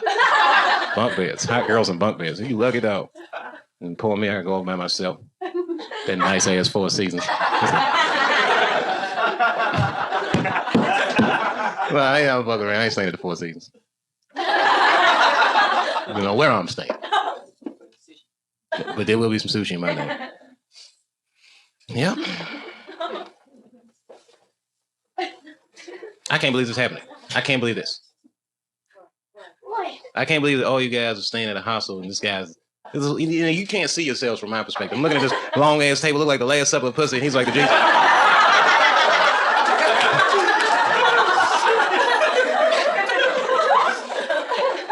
I'm totally joking. I know these jokes stink, I know. I should have got... Oh, this is a class trip? What school? What's college? Oh, okay, we call that college here. It's the same thing here, right? Isn't college and university the same, right? What's the difference between college and university? College don't get PhDs. Oh, these are the kind of nuances that only white people pay attention to. I'm going to university. Cambridge. You guys go to Cambridge? Oh, I stole a bicycle there one time. Rode that shit all around. I put it back, but I did take that motherfucker for a few hours. Because I was hanging out with some Belgians. What do they call you guys? Belgians? Belgians. I call them Belgians. I'm sorry, you know, we Americans, we don't know about how you guys identify each other. I almost got in an argument with a guy in Amsterdam. It was crazy. He's like, I don't know where he's from. He goes, how many languages do you speak? I was like, excuse me? And you know, Amsterdam, so I was like, Amsterdam. He said, how many languages do you speak? I said, how many languages do you speak? He's like, I speak 5 languages. It was crazy. I was like, yo, I'm from America. I can get on a plane and fly out for 6 hours from one end of my country to another and speak one language the entire time. Because that's how we roll. I said, and you speak English, so what is the fucking problem? Give me some more of that weed. Because you guys got to speak at least 5 languages. So living over there, everybody speaks. I'm glad you got that one money now. That's good. Well, you live in Australia. English is not your language anymore. You know why? Because Black Americans got a hold of it and tweaked it. We tweaked that shit. I was watching the news today and they were talking about the bling at the Oscars, and I was like, really? The bling? You made that up yourself, white folks? You did it yourself? This is like a bizarro world. Take it easy, fellas. This is like the whole world inside out. It is all the imagery. It's fucking crazy. I live in a bubble. That's what they do. They do that in England too. They put celebrities in a bubble. I seen Amy Winehouse in the British tabloid, and I was saying, we might want to rethink that rehab thing. I've never looked at a celebrity and been like, I'm worried for you. But she literally like, it'd take a lot to worry me. I was like, you need help. Like I would, she doesn't know me. She probably doesn't even know who I am, but I would stage an intervention. You just read about it in the tabloids. Black man breaks in the White House home, smack in the face, and stop doing drugs and snuck out the window. I wouldn't even take nothing. I'd just be like, stop doing drugs. No, I know, but this one's special. I got a carton. Hey, you want one? It's an American Secret. I like it. I like the way she said it. I'd love one, please. And I like what she said. I'm half for the peanut. The way y'all talk, oh my goodness. Oh, here you go, man. Stop being a bitch. Yeah, help yourself, man. We're all in this together. I'm going to get you guys through the experience of spending this much time with me. You going downtown? For real, for real? Yeah. You going to do a set? I'm going to do that. I have other things, important things I should be doing, but you know, that goes. Sushi sounds better, right? And I need to eat, whatever I do. Seriously, I got a tennis game tonight. I love it. It's good shit. Let me tell you something. They have that in Australia, too. You guys got everything we got now. Shit ain't no fun being from here. Every place is the same, but shit no fun anymore. Kalgoorlie. What's so great about Kalgoorlie? What's so great about that? He said there's no sushi in Kalgoorlie. That sounds awful. I'm the Kalgoorlie. They don't have sushi or pussy or anything like that. Push pigs. Ugh. Australia is so crazy. You got them kangaroos and shit. Let me tell you something. That is probably the most horrifying animal I have ever seen in my fucking life. I saw it on television. I did not like the way that shit looked. She looked like a rat with a pouch with a smaller rat in its stomach. Like this, and a baby being in that pouch. I said, this shit is disgusting me. It's the fucking creepiest animal I have ever. Huh? Are they friendly? No. You can't just go. They fuck my car every time. Wait a minute. Fucking disgusting. A kangaroo smashed your car. Fucking bigger than us, mate. They're on the road everywhere. And I heard they box. They box. They jump in their big. Like this? No, seriously, like I heard they lean back on their tails. Yeah, they do. And then you're out of it. It's fucking crazy. Not me. You might be out of it. I'll fuck that kangaroo up.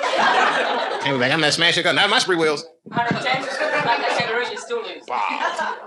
What if they can die that way? What's that, sir? They can kill you. Yeah. With them strong ass feet. Yeah. Straight to the windscreen. It's fucking crazy. Could you imagine dying like that? Could you imagine? If like, Dave, they come and think, it's Earl. What happened to Earl? Got raped again? No. A kangaroo kicked him in his stomach and he's dead. Kangaroo. It's a fucking creepy animal. And the way their hands be little like this. Shit is fucking disgusting. I can't even explain. Yeah, it looked like a rat with another rat. With a smaller rat in the car. Fucking disgusting. You ever catch a rat in New York? You ever see them rats and they be eating? Isn't that shit gross? You ever see them eating something that they don't want to run away from? They just look up like. Ugh. It's fucking nasty. Where I live, I got like deers, raccoons. You know what's ugly? You seen the possum? They don't got those in England, do they? Shit's so fucking ugly. They look like a rat that just woke up. Oh, his hair be all matted and look. And because they can't see good, they're nocturnal. So I'll drive and my headlights will be on. I'll be this close to them and be like, it's fucking nasty. Ugh, they're gross. We got a lot of animals like that in America. You guys have got to see the real America. Don't just stay in a hostel in New York and see New York. This shit's just like London, but new. Seriously, London is like so old when you go there because it's England's old country. Our shit still got, our shit is new. But if you go in the middle of America, you'll see some shit you've never imagined. Fat people. The scenery. You got to go for the scenery. There's skinny people. We got to get what it is.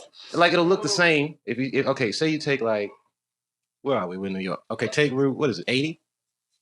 Take 80, then you take 80 to 71, 71 to 70. Take Interstate 70, it's a straight shot. Everything looks the same. From the time you get on 70 till you get to Kansas. Once you get to Kansas, the whole country flattens out. Then after Kansas, the end of Kansas, you start seeing hills. Now you get into Colorado. This is when the shit starts to get real good. No, seriously, because before that, you're going to be on 70, you're going to go to Indianapolis, you're going to go to St. Louis, and a lot of barren cornfields. When you get to Denver, then you start seeing mountains and shit like that, right? And then you take 70, cut north, go up through Wyoming. Everything's empty. You can see nothing but mountains and gay cowboys. It's just a movie. You get to Yellowstone. You go to Yellowstone, then you go to 80 something. Get back on 80. You go through what's the name of that state? Idaho. Just go. Get gas before you get there. And do not stop till you get to Salt Lake City. Salt Lake's not bad. Stay in Salt Lake for one night. Salt Lake, you can make it all the way to Vegas. Once you get to Vegas, almost all the way across the country. You just got to spend the night in Vegas and do acid. And if you can get out of that, you can get out of Vegas. And then if you want, you can see LA. But once you've seen Vegas on acid, what else you need to see? You can kind of just fill the rest in. It's all downhill from there. Then you get to Route 1. You drive Route 1 up the western coast of the United States. And I challenge you Brits to have anything in your country that look half as good as the west coast of the United States. You can't do it. And don't feel bad. America can't even do it. Only the west coast looks like the west coast. It's true, right? Even the weather. It was great. Sunshine.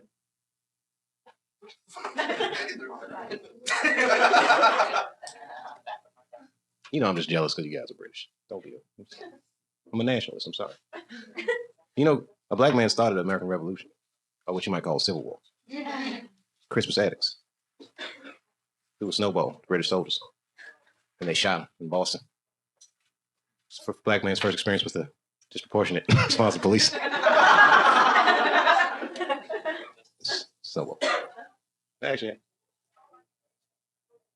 any other questions? Because I really got to get this sushi. Then I got about 25 minutes. So I get all the way downtown and I got to order my sushi. Yeah. I think that's the least I can do. Oh, you want to go out tonight? What you trying to spend? You trying to spend high school money?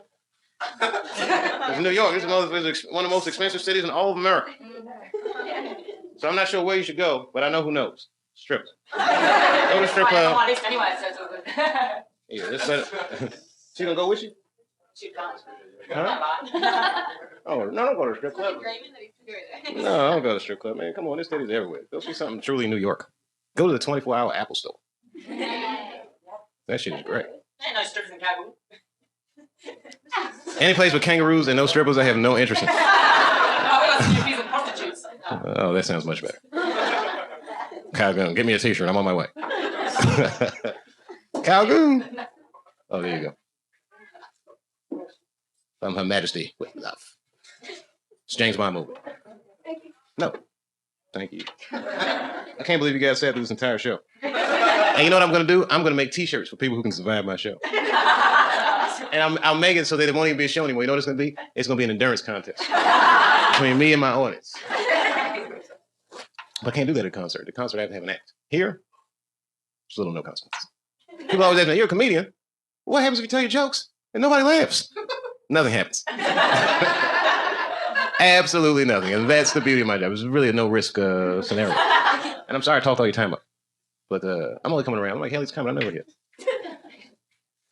And it's just your first 2 years doing comedy. 3 years from now, I'll be a has-been. It'll be a wide open playing field. You'll be like, I remember him. They'll be like, who? I'm serious. That happens. I've done that to him. But you know what? Oh, wow. Wow.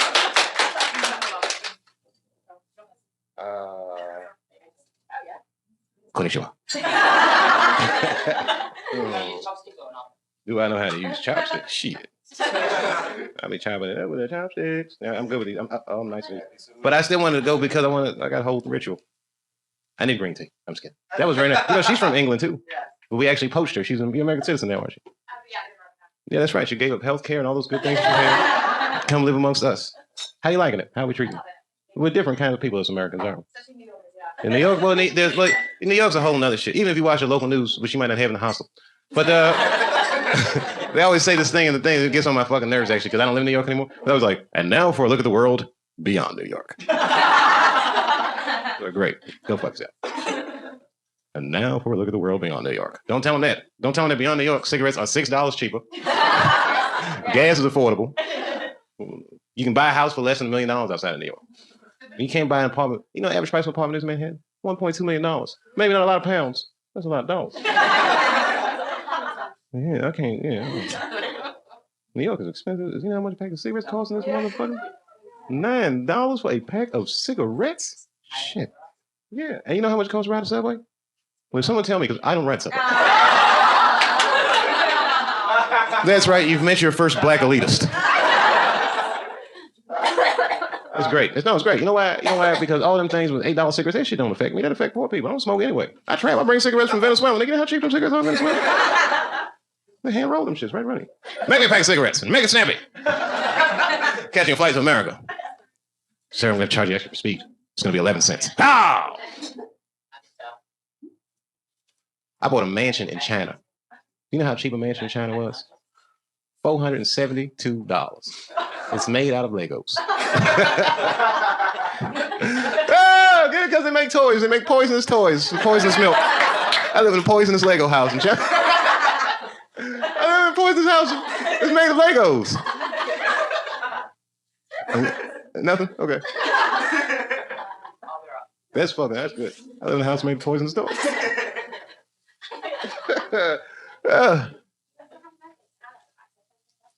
And bring your sexy ass up here. 21 years old. Everybody, we have a visitor to our great lands, and she celebrated her birthday. I got a story for you, Anna. How old are you? 21. Well, you know what? This is somewhat of an event for me. Here, have some birthday sushi. That way, if they poison me, Anna will die. No, I'm just kidding, Anna. None of us going to die. And, you know what I was going to tell you? You do look nice tonight. What I was going to tell you is, I had my 20th birthday in your country. Well, kind of. I was in Edinburgh, but that counts. That's Scotland. It's pretty close. It's not. Does it count? All right. I shouldn't have said that shit. I did. I had my 20th birthday in Scotland. It was great. It was cold, and it was August, which I thought was a little strange. It was at that comedy festival. You know what was so crazy? It was the Edinburgh Festival, and that guy Emo Phillips was there. You know how cold it is? And Emo Phillips said, "This country is so much more advanced than America. It's already November." That's like the only joke that I didn't tell that I remember from the whole film. It was very funny. And then some girls from Spain made me a turkey. I've had adventures too. I've lived. I was around your age. And then later on, I came to the house and it stunk like holy hell. And I thought that a mouse must have died in there. And then I realized that we left that stanky ass turkey in the oven and then it just rotted. Yep. And back then I had a CD player and I just brought Cypress Hill. It was the only CD I had with me. So all the trip I kept listening to that. I want to take it high, so high. I want to take it high. It was before ringtones, before you used to hear the song all the time. I want to take it high, so high. Tuesday, I can't listen to that song. Yep. Hello, Sushi. I'm still going downtown. Do you speak Korean? Have you ever been? You've been to Korea? Okay, because I did a joke. And she wasn't. Okay, so I meet this girl, right? The girl is in Ohio. She claims to be a pop star in Korea, which I thought was hilarious. I mean, she didn't have like necessarily any kind of accent. She's probably born here in the United States. Some Swiss events. I say, I do not believe you. She says, I'm on YouTube. She starts saying it. So I put my iPhone. I said, let's see right now. So I YouTube her, and she was there in like a Destiny Child type group, but everybody's Korean, and they're singing like Korean R&B songs, right? You had to be there. It's like a bar joke. So then I started saying all these jokes about how they had to go on after the military. Because it was in the stadium, and I was like, all right, girls, you're up after the military. Because, I was thinking, it's funny. Every time I see Korea on the news, there's a military parade. It's just funny for an American, because that's the North. You're probably right. That makes more sense. America, we don't do that kind of shit. We just like, look, take our word for it. We got weapons. Trust us. So, no, we got some shit. USA, we gangsta there. Don't forget who we are. We are armed to the teeth in this motherfucker. It's in our guns is in our Constitution. Our national anthem is a war song. And I quote, and the rocket's red glare. We'll be like, them bombs bursting. We'll be like, yeah, some bombs bursting. As long as the flag's all right. As long as our flag is still there. It's true. We like war in America. We're good at it. Everyone's got to export something. Woo, we export heartache.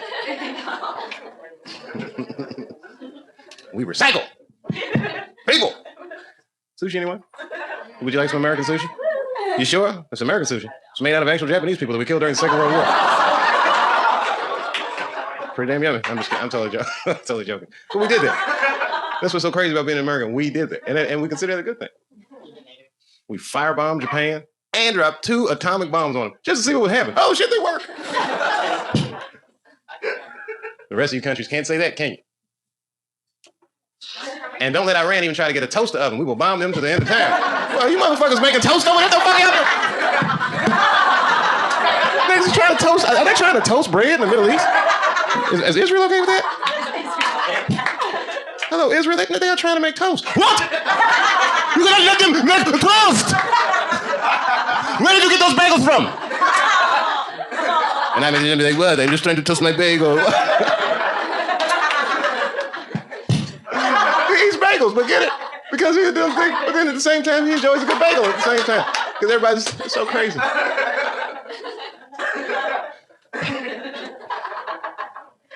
But Barack's here to change all that.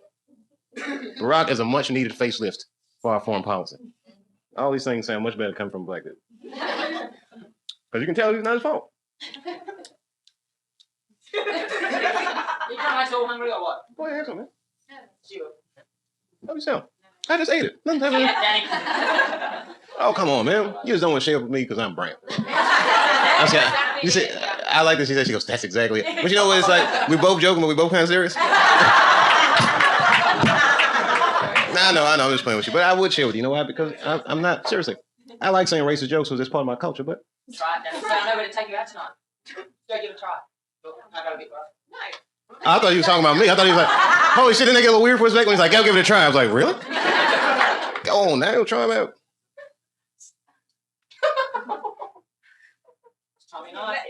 Listen, I'm not going to force my sushi down your throat. I'm totally joking. I like you guys, by the way. I think you're going to make it. When you guys can travel all over the world together, what could stop you? I'm going out. No. This guy's fucking crazy. And I mean it in a good way. I'm crazy.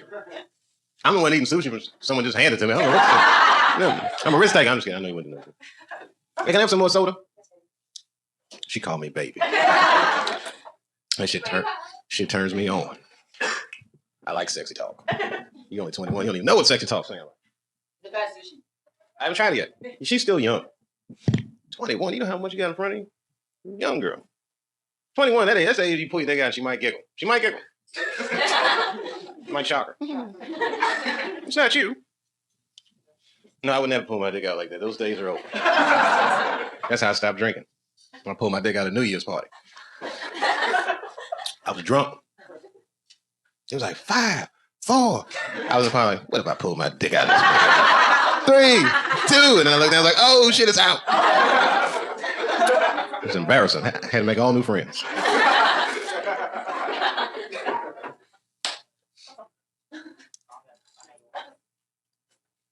So tired. I'm tired.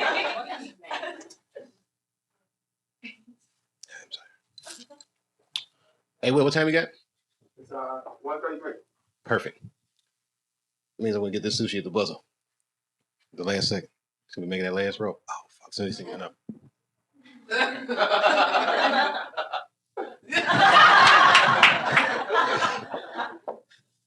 They know what I like? Fresh fish. Spices.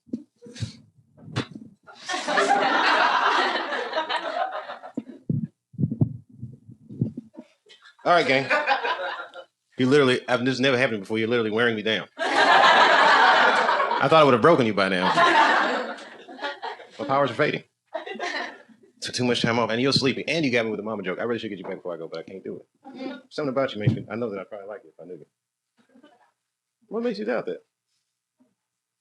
Oh, you'd embarrass me. Oh, you're like, look at the British Lisa Lampanelli. You know, I know. She's an American insult comic. But it's funny because she's kind of famous, but all these guys like probably know her person. But she calls herself the queen of meat. But I think the real queen is just if you wanted to be. Here, truth. I want to start up. Live a little. There's something to do in that house besides playing Uno with all these people. I know what goes on in those places. And she's only 21. You guys think I'm asleep when I'm awake. And you think I don't know. But I do know. I'm going to tell you something that might surprise you. Everything that I say is the truth. And that is a lie. And that is the truth. Think about that shit for a couple minutes.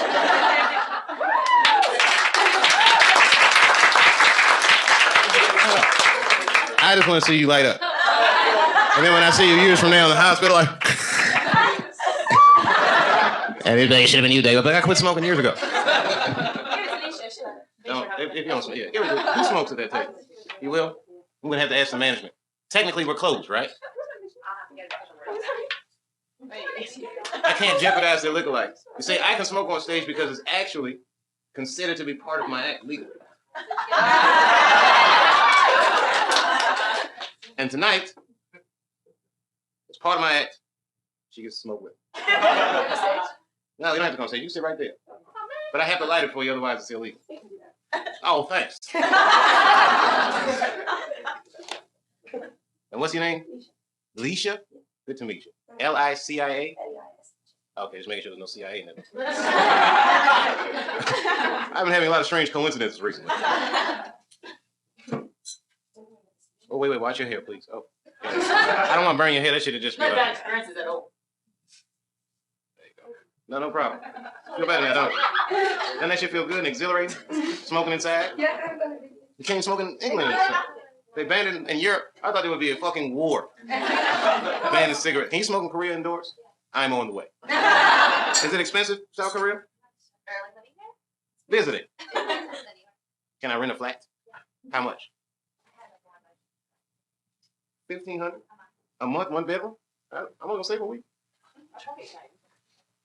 Pocket change, shit. I forgot you spend pounds. That's like $750. I'm on the way. Is it hard to hook up those flats? Reggie McFadden. Is that Reggie? Oh, my fault. You look just like Reggie McFadden. I'm sorry I did that to you. The lights are bright. You're a comedian, though, aren't you? You're just a regular guy. And you just walking up the street. Oh, you was bartending at one of the bars around here. Yeah. And then you look on that little TV screen in the front. I saw you. And you saw me, and you were like, I haven't seen this episode of Chappelle. That shit is happening now. And you know how to live. You walk right in the door. It's like, I'm just going to get a glimpse of this dude. Sir, yes. You are witnessing right now something that rarely is seen. Me bombing. Fucking. Huh? You're right. I do love to watch him. Let me tell you something. My favorite comedy tape is Richard Pryor Still Smoking. Have you ever seen this? At the Improv in Hell's Kitchen.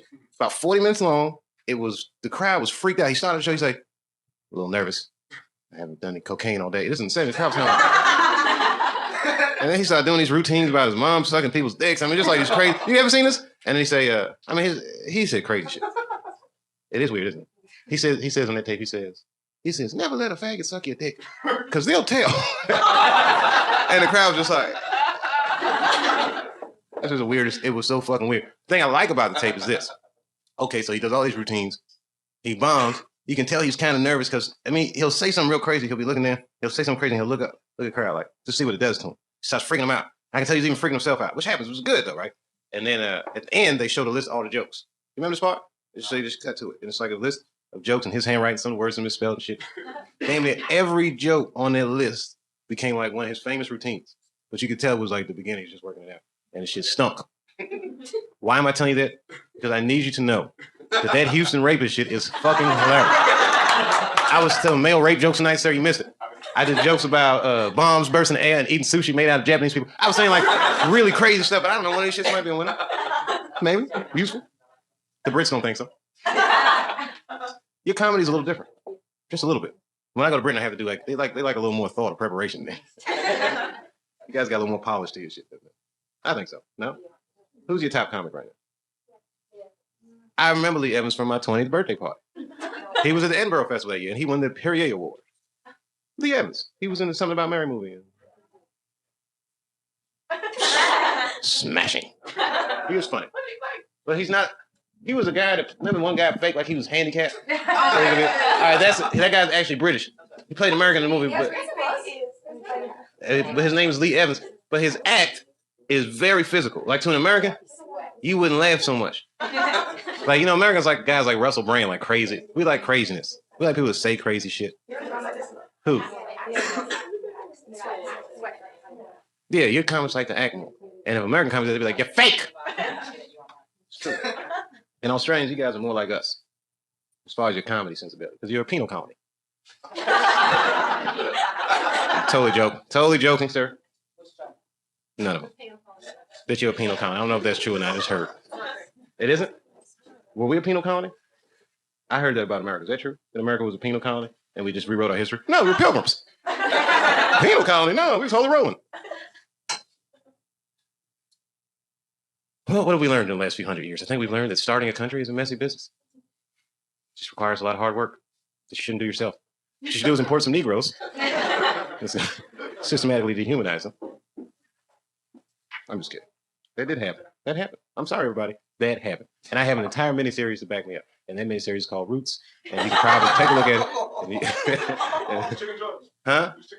According to my brother, he is. It's the thing we do. It's actually funny to say that. We do that in my house. We call out characters from Roots. And my brother says, I'm Chicken George. And I say, I'm Kunta. And it's kind of fitting. You know why? Because Chicken George was a strategist who fought chickens. And via his chicken fighting skills, managed to get himself free and his family free. I'm Kunta, the runner. I'll come back for you. And then I get caught and I'll be like, I was going to come back, but I got caught anyway. So. And I guess my sister would be like Kizzy. Remember Kizzy? And Kizzy was writing on the table and he smacked it. Shh, you can't read. It used to be illegal for black people to read in America. Did you know that? It's true. Even now. Barack Obama has to sneak and read. What are you doing, Barack? Just trying to look over these bills, but just trying to read the bill about repealing the law about me not reading these bills. I'm just kidding. Those laws are long gone. You see, young ladies, our Constitution was an amendable document that changed with the hearts of the people. So we thought. That's what they said. Don't you know anything about American history? Anything? You know who Benjamin Franklin was? Oh, modern world history is mainly American world history. Still on top, son. Can't stop. Won't stop. America. That was when after 9/11, America was like puppy. They don't want to see us shine. Haters.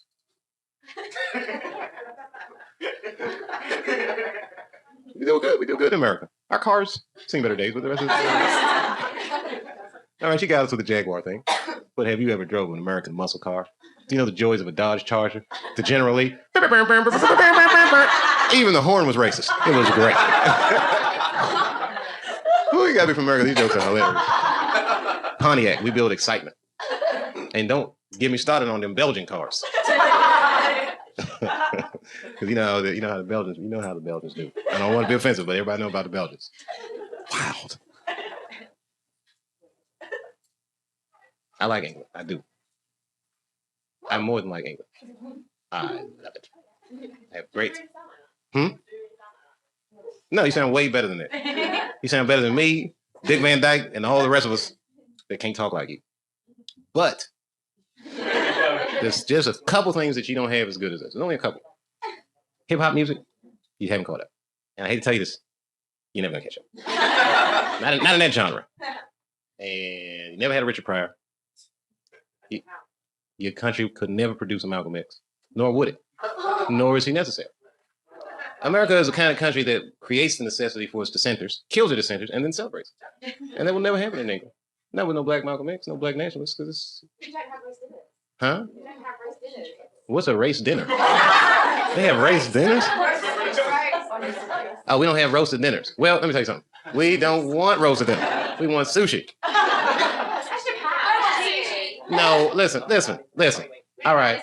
You guys dress better. Maybe not than New Yorkers, but you dress better than most of America. But you don't have good food like we get. Like, no, every time I'm in England, I'll be eating at Pakistani restaurants, Jamaican restaurants. And every time they no, you guys will be like, would you like some haggis? Haggis? All right, well, you sure? Okay. Braveheart. I gotta remember Braveheart. That line exists in the hearts of people. You know, I once met a girl, and she tells me, I said, where you from? She says, well, I'm half Honduran and half Nicaraguan. And I was like, whew, you should take the lines on the map. Seriously, right? That'd be like me saying, I'm half from Ohio and half from Michigan. It seems like it's not that far away. Although I did meet somebody from Cardiff. Right. And I could tell he was from someplace that wasn't there. You're from Cardiff. I did a show in Cardiff. I went over that bridge and everything. I've been all over the country. Liverpool, Manchester, Birmingham, Brighton, London, la la la la, Bath, Shower, everywhere. That's the name of the place, it's Bath. I remember that place. You live by Bath? Oh, that sounds hot. Bath. You do call it bath. And when you jerk off, you call it wanking. What do they call when girls do it? You call it tossing yourself off? You toss yourself off. You ever see one of them things where you just push it and niggas start going, click, clack, click. That's a good jerk off joke. The whole room sets off. Hey, where you going, miss? Gonna toss off. No, I just wanted you to say that so bad because they were just talking about. I know you got other things to do. This is how we relax in America. We talk dirty in dark rooms. Giggle about it. No, we're free here. Not only can you go to the bathroom, let me tell you what else you can do. You can take your shirt off in America. I'm just kidding. Sorry, I'm getting a little desperate. Sushi spot's closing on me. I literally have important things to do, and this is just, I can't even tell you how much fun this is for me. You know why? Because weird as this is, I just think it's great, and I will deny that I was ever here. So my reputation will be intact. That's good. What reputation?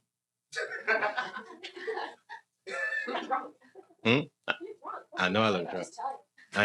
You know what? You could be my British girlfriend. I gotta ask my wife. You'd be a good candidate. You'd be a good candidate because you defended me, and that's how me and my wife first fell in love. Let me tell you something.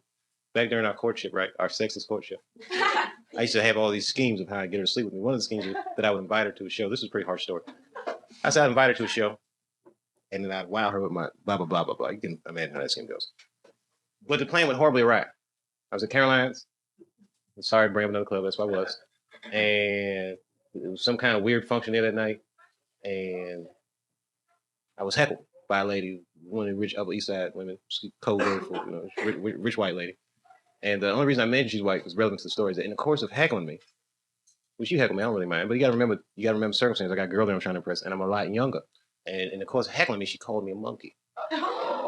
We right, which has this weird racial overtone. And again, now even if that happened to me now, I don't think that it would have done as much to me as it did at that moment. In that moment, I was like fierce. This girl was there, and I fucking flipped out. I Jeremiah write it out on this bitch. I was just like, yo, bitch, if you shake a monkey down, is it black or white? Answer the question. I was like going all crazy.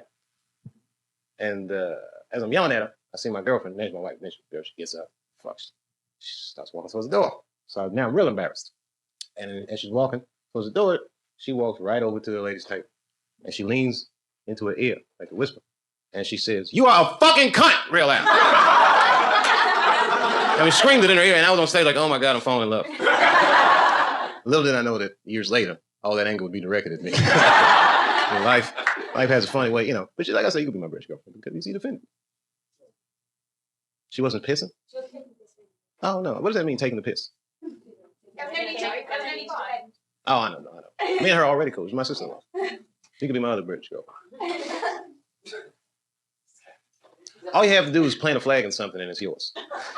If history has taught us nothing else. And that's why America owns the moon. And you guys can enjoy our moon. You're welcome to look at it. If you're going to go to the moon, you're going to have to call us in advance so that we know that you're going to go check.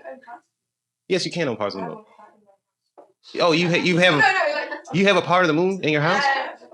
Okay, that is actually property of the United States, America. And you're going to have to return that moon chunk. I don't know how you acquired a chunk of our moon, but you're going to have to give that back. It belongs to American taxpayers. And we've got to pay China back. And that little moon rock is part of our business plan. Yeah. It is something kind of crazy about this in America. Y'all should have thought of it first. But no, he didn't. The moon was there the whole time. And we was the first ones to be like, son, let's go to that motherfucker. Yeah. I don't know why nobody else started that shit. But I'm glad it was us. I just feel lucky sometimes when you look up at the moon like, look at that shit. Oh my God. It's the foresight of our leaders. It's useful too. I'm glad we have it. It does control the tide. That's why nobody fucks with us. People flood your shit. I don't want you making no toast. Don't want you doing nothing. I'm at the beach. Are you at the beach, motherfucker? The moon is powerful. That's right. It controls the tides. There's something else the moon does, they say. It has cheese in it. There you go. Scientific fact. This might actually be my wife. What if I wasn't supposed to be? That's the government. Oh, it's a friend of mine from a whole other country. He's in GMT. I do know famous people. Who's your most famous That I know or your favorite? in my phone book. Myself. Famous people don't give me their numbers. I be prank calling people. I do it. This phone never have anyone super famous. Rappers. I don't even know. I don't call a lot of these people, so I don't know if these numbers are good. I'll show her because she don't believe it. See? Oh, I know people. I got your mama's number in here too. But it's not under her name, it's under Don't Pick Up.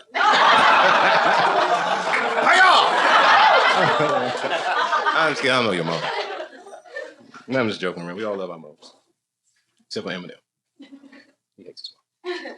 I only know because he told me. Not directly, he told me on the record. Is my friend from Korea leaving? Can I get a ride? Going uptown. No, I'm going uptown now. I'm going uptown. No, just kidding. I'm not going uptown. And I'm going west. Where you going? Oh my gosh.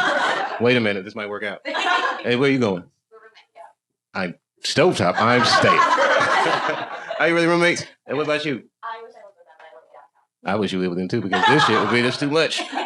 You make it a little hostile. And by the way, I'm joking. I respect you. I respect your womanness, whatever that is to you. No, I'm serious. I said the most fucked up joke the other night to my sister, and I wish I could remember. And I was, no, when my sister was my wife. No, it was funny though. It was funny. What were we watching? Oh, we were watching a DVD of that movie, Unforgiven. You ever seen this movie, Clint Eastwood? So it's the beginning of the movie when the girl gets a face cut up, and then the guy brings her a horse, and she goes, "A horse? A horse?" She goes, "We might be whores, but we're not horses." She said, "We might be nothing but whores, but we are not horses." I looked at my wife and I said, "She's a feminist." Is that feminist? That's not. Wait a minute, that's not funny. Okay, come on, that's not. I said to my wife, she thought it was funny. She said, "We're not." She said, "We might be whores. We're not horses." Maybe she's feminist. That was very. It's a cowboy movie. That's why that's funny. It's old. Old, ancient history. It's old America. Peace. Where you going? Where you from? Oh, you're American. Sorry, everyone talks so funny in here. I'm starting to go a little crazy. I'm just kidding. Don't talk funny. Well, hey, get home safe. Are you going uptown? To the west side? Wait for my friends, would you? Would you guys all get home safe together? I can't believe this is happening. I might actually do it. I had a goal tonight, so I'm going to walk this entire room. That was so crazy. I never noticed you before. Was she here before? Oh, I'm sorry. That's a weird feeling when you see people coming to the bathroom. You see going? No. Thank you for actually. I can't believe that you guys stayed through this whole show. Hey, what's your names anyway? Joan. Joan what? She's so great. Sure it is. Jenny. Jenny what? My Say it again? My Meiglinger. Are you an actress? No. I would say if you are, keep that name.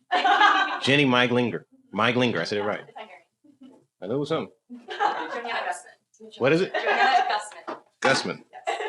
All right, this meeting is adjourned. You guys are supposed to do the British. Here. I've watched your House of Lords on the C-SPAN. This is the craziest looking Congress of people I've ever seen in my life. They heckle each other. How are you shaking? Did you say cheeky? I mean, I'll sit on my cheeks, but I will rub off.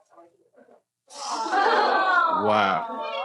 That was nice. Hey, take care, Joan Kim. Jen Meilinger. Miss Gusman. I'm sorry, Miss Gusman. I am for real. Never meant to make your daughter cry. I apologize 1,000 times. I'm sorry, Miss Gusman. Ooh, I am for real. I don't know why I just had to say that. I'd like to sign titty ball. I'm just kidding. Let me get a. I'm just joking. It's getting late. You got no regular piece of paper, blank piece of paper. I can't sign an American dollar because there's so few right now. We need. Can't be desecrating shit. We're really trying to keep our money right. Barack's speech had me inspired. Oh, that's from a meeting I went to.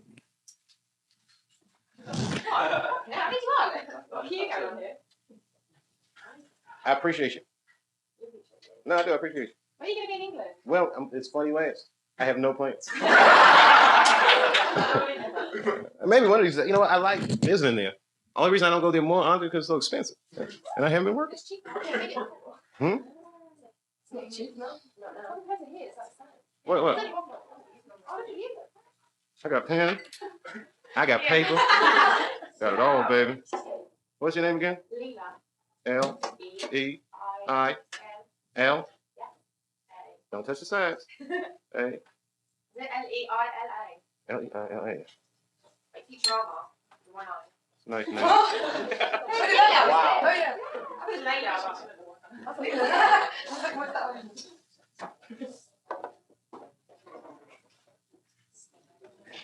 Why is that yours at the end? You ain't extorting me with a piece of paper. No, you're not a bitch. I call people bitches, but not just women. People, men and women. So I think it's funny. No, thank you. Oh, wait a minute. Let's do it right. Let me pull out my penis. Let's set this motherfucker off. I'm just kidding.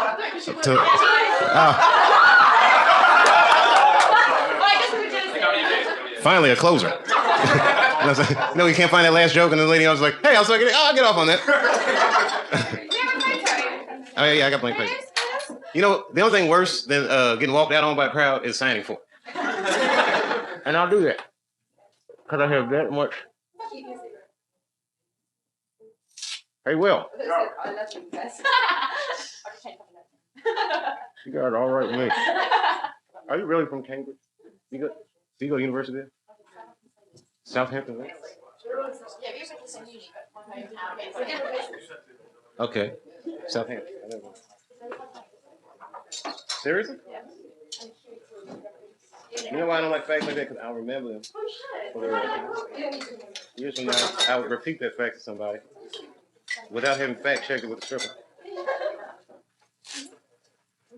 Hey, oh, I'm sorry about that. No, thank you. Keep smoking. It's bad, we got to stop. All right, gang. Get some rest. No. Cheers. Hey, cheers, man. Nice on you. And enjoy the, sound way better than what I'm going to do. Very nice Wall Street, Let her finish. What were you saying? I'm sorry, what were you saying? Well, this meeting of the UN is almost adjourned. It looks like the Brits are walking out on my peace plan. But Leila wants to have a secret meeting. So, all right, Leila, 94th Street. West. She said west. Right. Hi, I'm looking for a hostel. Is there a hostel around here? Dave Chappelle, what are you looking for a hostel for? Oh my gosh, I gotta get some sleep. Oh, I let it sit too long. Sushi is like a fine Japanese food. Oh, as a matter of fact, it is fine Japanese food. Never mind. Never mind. I won't even finish that sentence. It is much better than television. Because we can see each other. Normally on television, I feel like the crowd got an unfair advantage because they can see me, but I can't see them. This is much better. So you guys traveled all the way from Belgium together? Oh, seriously? Did you really, man? Tell the truth. Tell the truth. You met her here? Man, you're having a great trip. Finally, I was waiting for you to get back, Fonz. I call all cool people Fonz, by the way. You know why? Because I'm Richie and everyone's clique. And I just want to find a clique where I can do Fonzie for a change. Deal. Let's get it. Where's your hostel at? You know what? I almost would give you a ride to your hostel, except it's a little gay. Let's get it. I'm totally joking. Huh? No, yeah, but you know what? Even if you guys are staying at the gay hostel and not the fun one on 94th Street. No, I'm just kidding. Yeah, whatever. I'm totally joking. Oh, you say no homo. Hey, how are you? Good, how are you? All right. Hey, what's happening, man? Man, I'm going through it tonight. That's what we heard. But it's good, though. It's good for me. How you been? Um, Good. no, I'm good, man. I mean, when people ask me questions like that, sometimes I hesitate. Doesn't mean that I'm doing bad. It just means that I have to take a minute to separate myself from the rest of the world so I can figure out how I'm doing and not answer how we're doing. We're kind of fucked up, but I'm all right. Good stuff. You feel, you know. How you doing? Where you from? 92nd West End. Oh, you're a New Yorker. Yeah. Born and raised? When relocated. Where you born at? Strong Island. Strong Island. Wow. Sound like Busta Rhymes for a second. Strong Island. Good lead. And where you from? California. You a LA girl? No. Oh, to San Diego. I don't have so much experience with that city. I went there before, but it was a long story. I killed a whale on Earth Day. And I didn't know it was Earth Day, and I didn't kill it on purpose. It's a long story. I don't like that. What about you, man? Born and bred in Manhattan. Seriously? Yep. You a fucking rare. That's a rare thing to be. What part? Roughly up here, up on the east side. This is like your most familiar stomping ground. Yeah.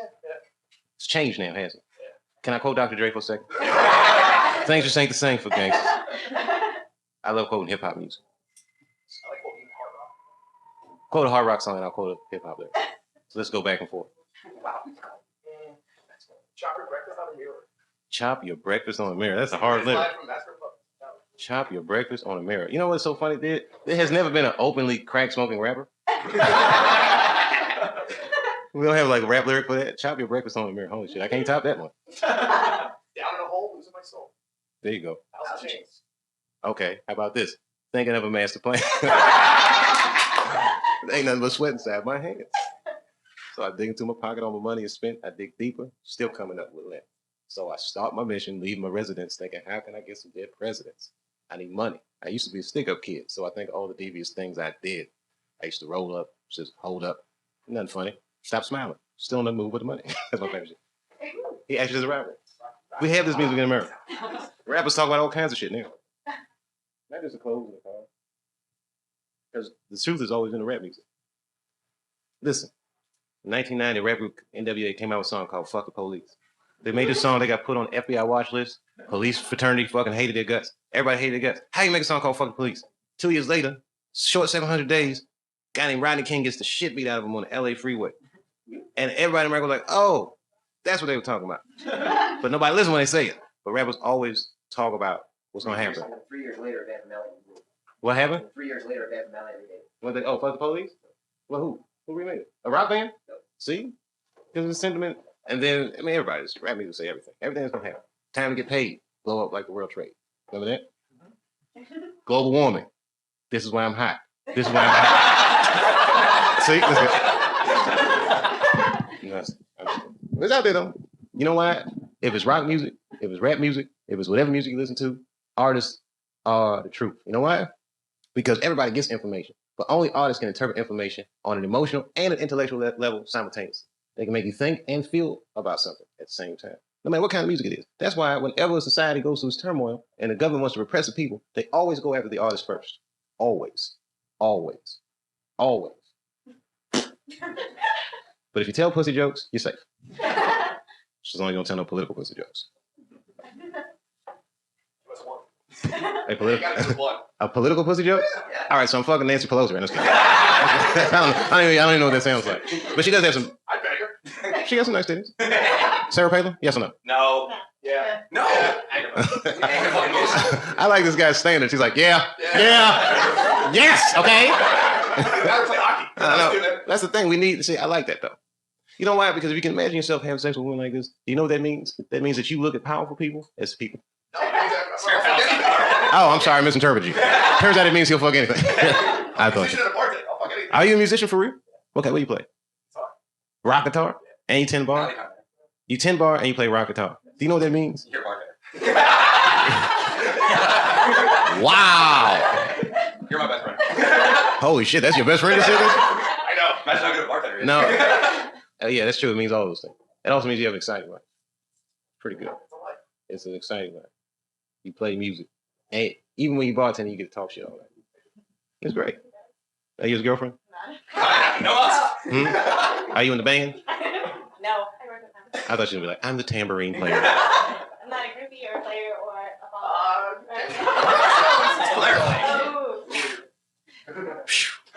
This table's ice cold. See the distance here? No, my fault. Nah, it happens. Oh, thanks. You know, met my friends from Montreal, haven't you? You speak French at all? Well, not like exactly. We're living on Congress. We're not from Oh, we from T-Dot? Vancouver. You from Vancouver? I'm from Russia. You're from Russia. Now I got to quote Rocky IV. That's good. Did you live in Russia? Yeah, most of my life. Really? Yeah. You missed the 80s. You don't miss Russia at all? Let me tell you about, in America in the 80s, we used to make movies and talk about Russia so bad. Every movie. Have you heard of a movie called Red Dawn? You gotta rent this movie. Just it's a fucking piece of propaganda, man. You know what the movie's about? There's some kids in high school, right? They in school hanging out. All of a sudden, parachutes start coming there, and the Russians invade America. I'm telling you, they made a movie. It is the most ridiculous shit ever. So then, like, the Americans have a rebellion against the Russian invasion. What's it called? It's called "It Will Never Happen." That's called Red Dawn, and you've got to rent it, and you will be laughing fucking hysterically. Especially being from Russia, you're gonna love that shit. I mean, you're gonna hate it, but you're gonna hate it so much that you're gonna love it. And I'm telling you that, you know why? Because they're remaking it again. Because this time it's the Chinese. It's gonna be 1 billion parachutes. I saw it in basic training. Huh? They took us to it. I was in basic training. They took us to go see that. They took you to see Red Dawn when you were in basic training. And you were like, we're going to fuck them up. They come fucking propaganda is awesome. It's effective. That shit is effective. When I was in the 19. No, yeah, no, 19. See that? Back in America, you 19. Yeah, man. You're supposed to be able to have fun. You're supposed to be thinking. Oh, yeah, go ahead, man. Light your cigarette up. Live your life. Instead of chasing that paper. Said the woman that got beat up in the Lamborghini. Oh, no. It was a Lamborghini. She said, don't chase the paper. He's for you saying that Lamborghini. No. I don't know. I be thinking everything's fake. I'm sorry. I'm a skeptic. I'm a skeptic. Don't you be doubting some shit? No? Good for you. Question. This guy just said, I'm doubting it. I used to be cable's hottest star. At least that's what they told me. Hello, darkness, my old friend. So, for real, you was in basic for what branch of service? I was in the Army. Really? Airborne? I was airborne, 82nd. You 82nd. You guys first dudes to show up. Airborne. So if Red Dawn was in reverse, he would be parachuting on your country. I did in Panama. You was in Panama? I heard that was actually kind of much worse than people thought. It was like a hot war zone for a minute. It was pretty hot for a minute. That's crazy. I don't even know what happened in Panama. Something about Grenada and some. Yeah, they just, Noriega just grabbed him. I don't know why. Oh, that's right. We did do that, didn't we? Remember that? You don't remember that? That's when the United States. You know what he just said? He called Noriega pineapple face. What, you go to high school with him? Hey, pineapple face. That was fucking awful and hilarious. How many people was in Panama? Was it a huge operation? Like 3 battalions, maybe 6,000, 7,000. Wow. That was crazy. They just like arrested that dude, didn't they? Yeah, it took a while. He was holed up. Yeah, he was holed up. They had to drive him out. They used speakers and they played music and drove him out. Oh, that works. If you go to Panama, like old gas, you can see some of like the bombing areas. So, I might need to check Panama out. you should. Yeah, yeah. Cigarettes are like $1.70 for a pack. Oh, I know about that. You get like a liter of rum for that. Holy shit, this guy's got like all the supply list now. I can't believe it. Can you fucking imagine? That would never happen here. Could you imagine if, like, I don't know, someone invaded America and arrested? There's no fucking way we let that happen. You couldn't arrest an American president. Who's gonna arrest him? Mr. Bush, you got under ass shit. Get the fuck out of here. Wow, that actually happened. Was it scary? You're not supposed to ask soldiers things like that, so it was a bad question. But I'm just curious. Was that shit scary? Like, Not really. you don't even think about it because he's young. I was kidding. I mean, it's another world. You know, so like, Wow, good for you. I always admire how people can put that kind of shit behind them. I'd be dwelling on that shit like it was yesterday. Fuck yeah, it was scary. I can't. That's why I'm not cut out from the military. I'm just like, too sensitive. And they couldn't beat it out of me. And basically they try to break you down so they can build you back up. I'm not gonna handle that shit. So you go there, but all right, you sack of shit. Hold on, nigga. I'm here to help. Volunteer.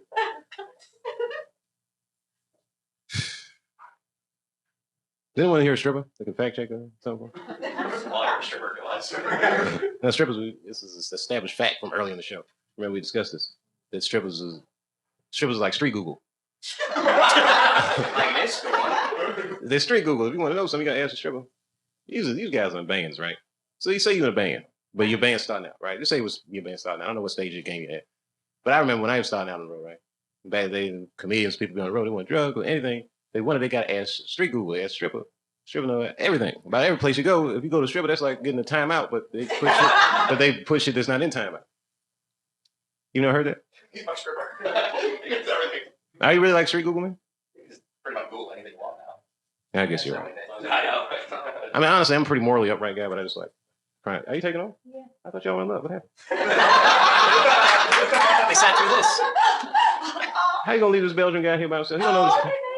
He does not know this country. They rape men in America. He's gonna leave this guy to his own devices. Come over here. All right, now we all gotta get the fuck. Every guy in the room, like, if you don't know about it, the Houston rapists might trap. Hey, no, thank you. I can't believe y'all stayed that long. You don't have to stay if you don't want to. As a matter of fact, if I was you, I might go with her. You taking off? Yeah. You sure you gonna leave him? Don't take him for granted. Haven't you seen The Reader?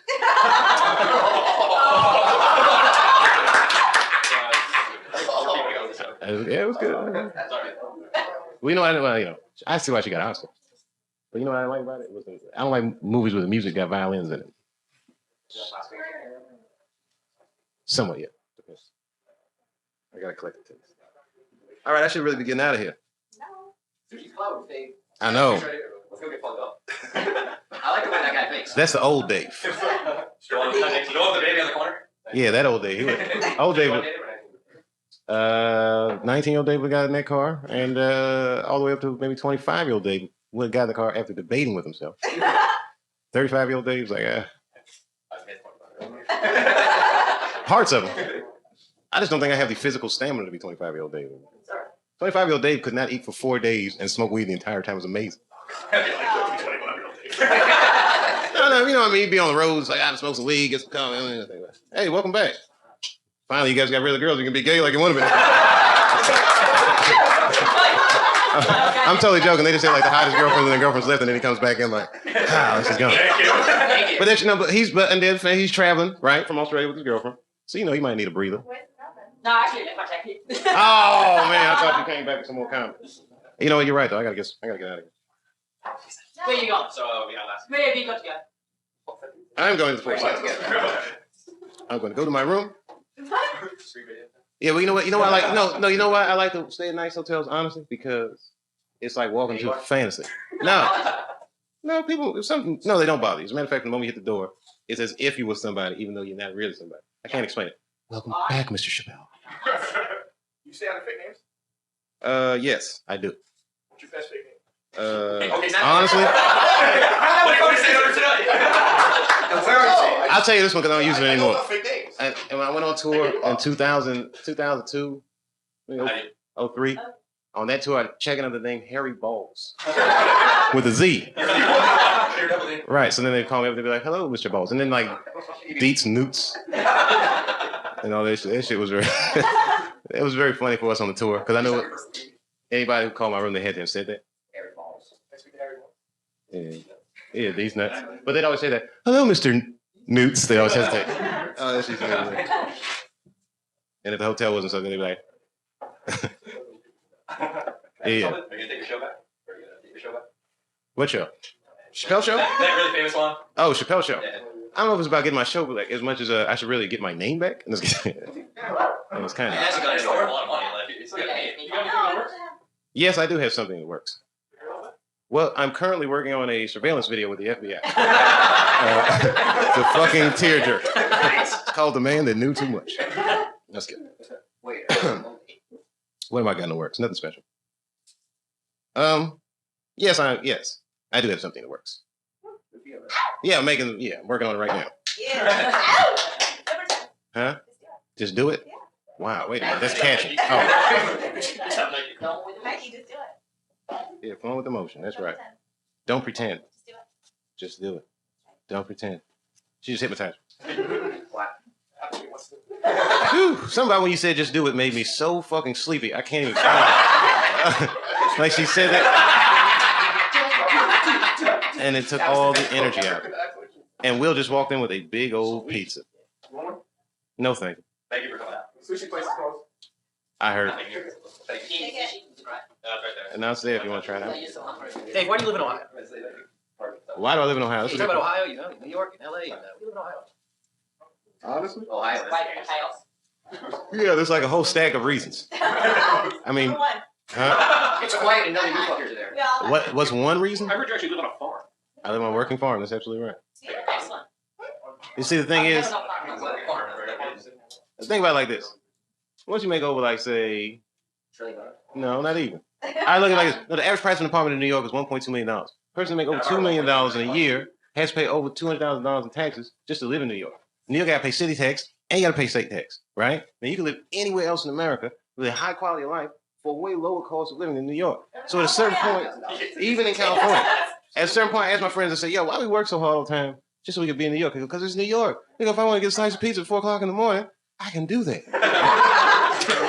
I was like, so you're going to build your whole lifestyle around a hypothetical slice of pizza that you may or may not want? It's my world. You know, they make frozen pizzas, motherfucker. I can put a pizza in the oven any time of night, too. Damn you, Rays. No, I work Yeah. 140 hours a fucking fortnight.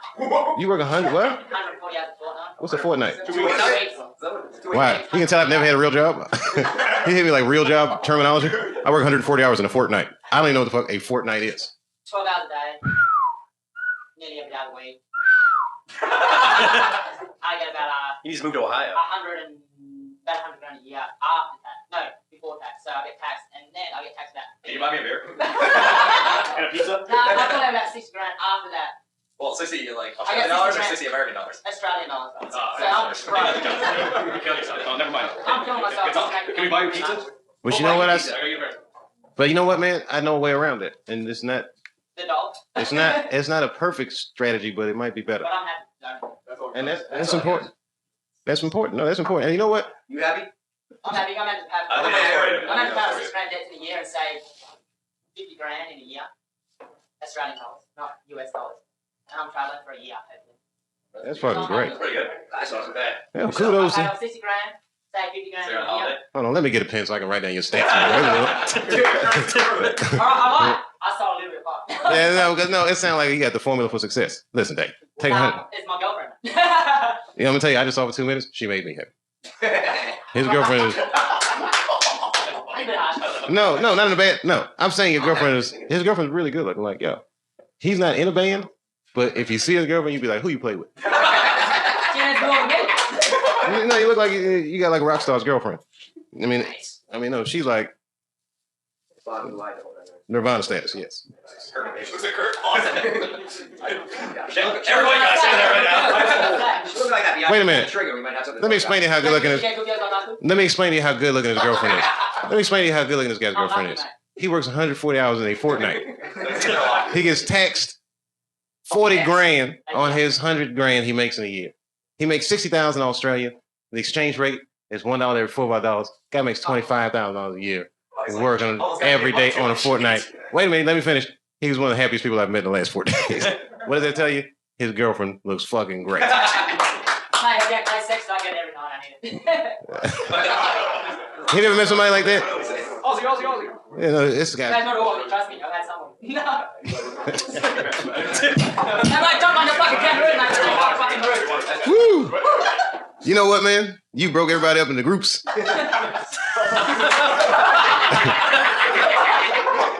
I need your energy. Like, I don't know. Every once in a while, you have a friend that's like a secret weapon in a rough social situation.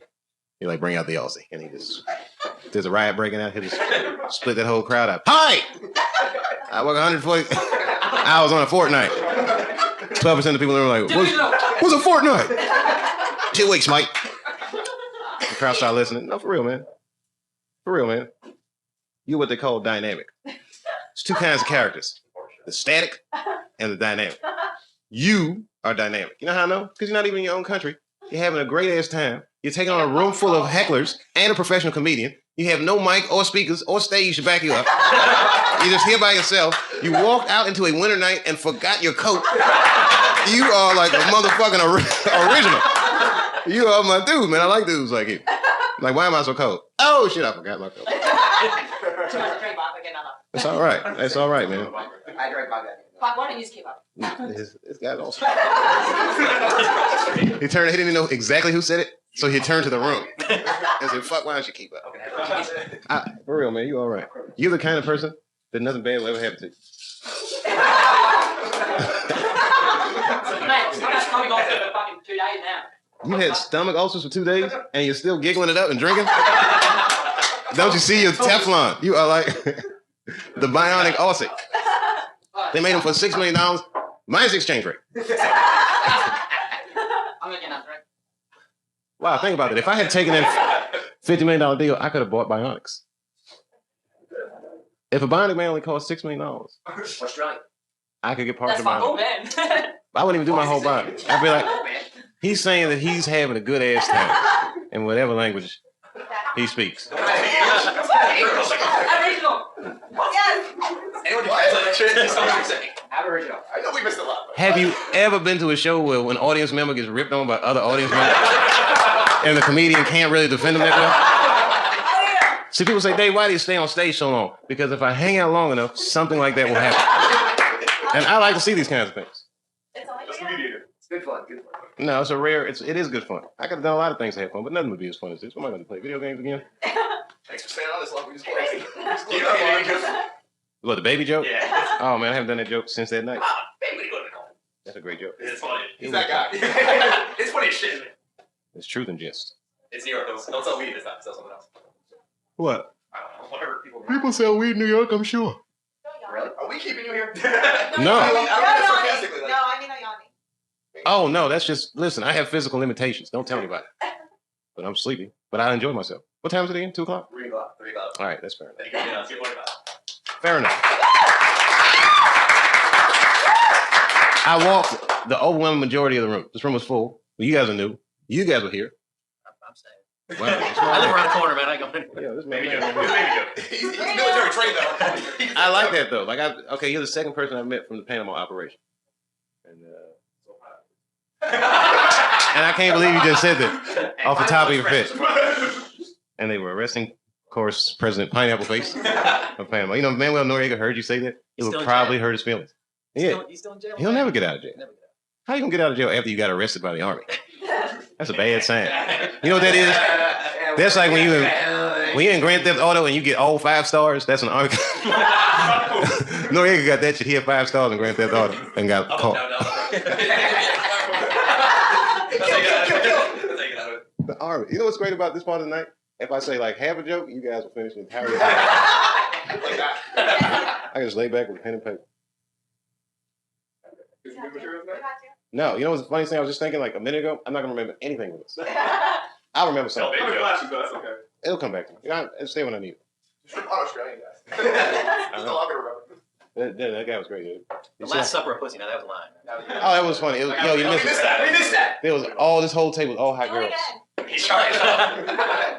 And I said it, and then it was the last supper. It was hilarious. Maybe not to you, but I remember. hey, he's back. Thank God.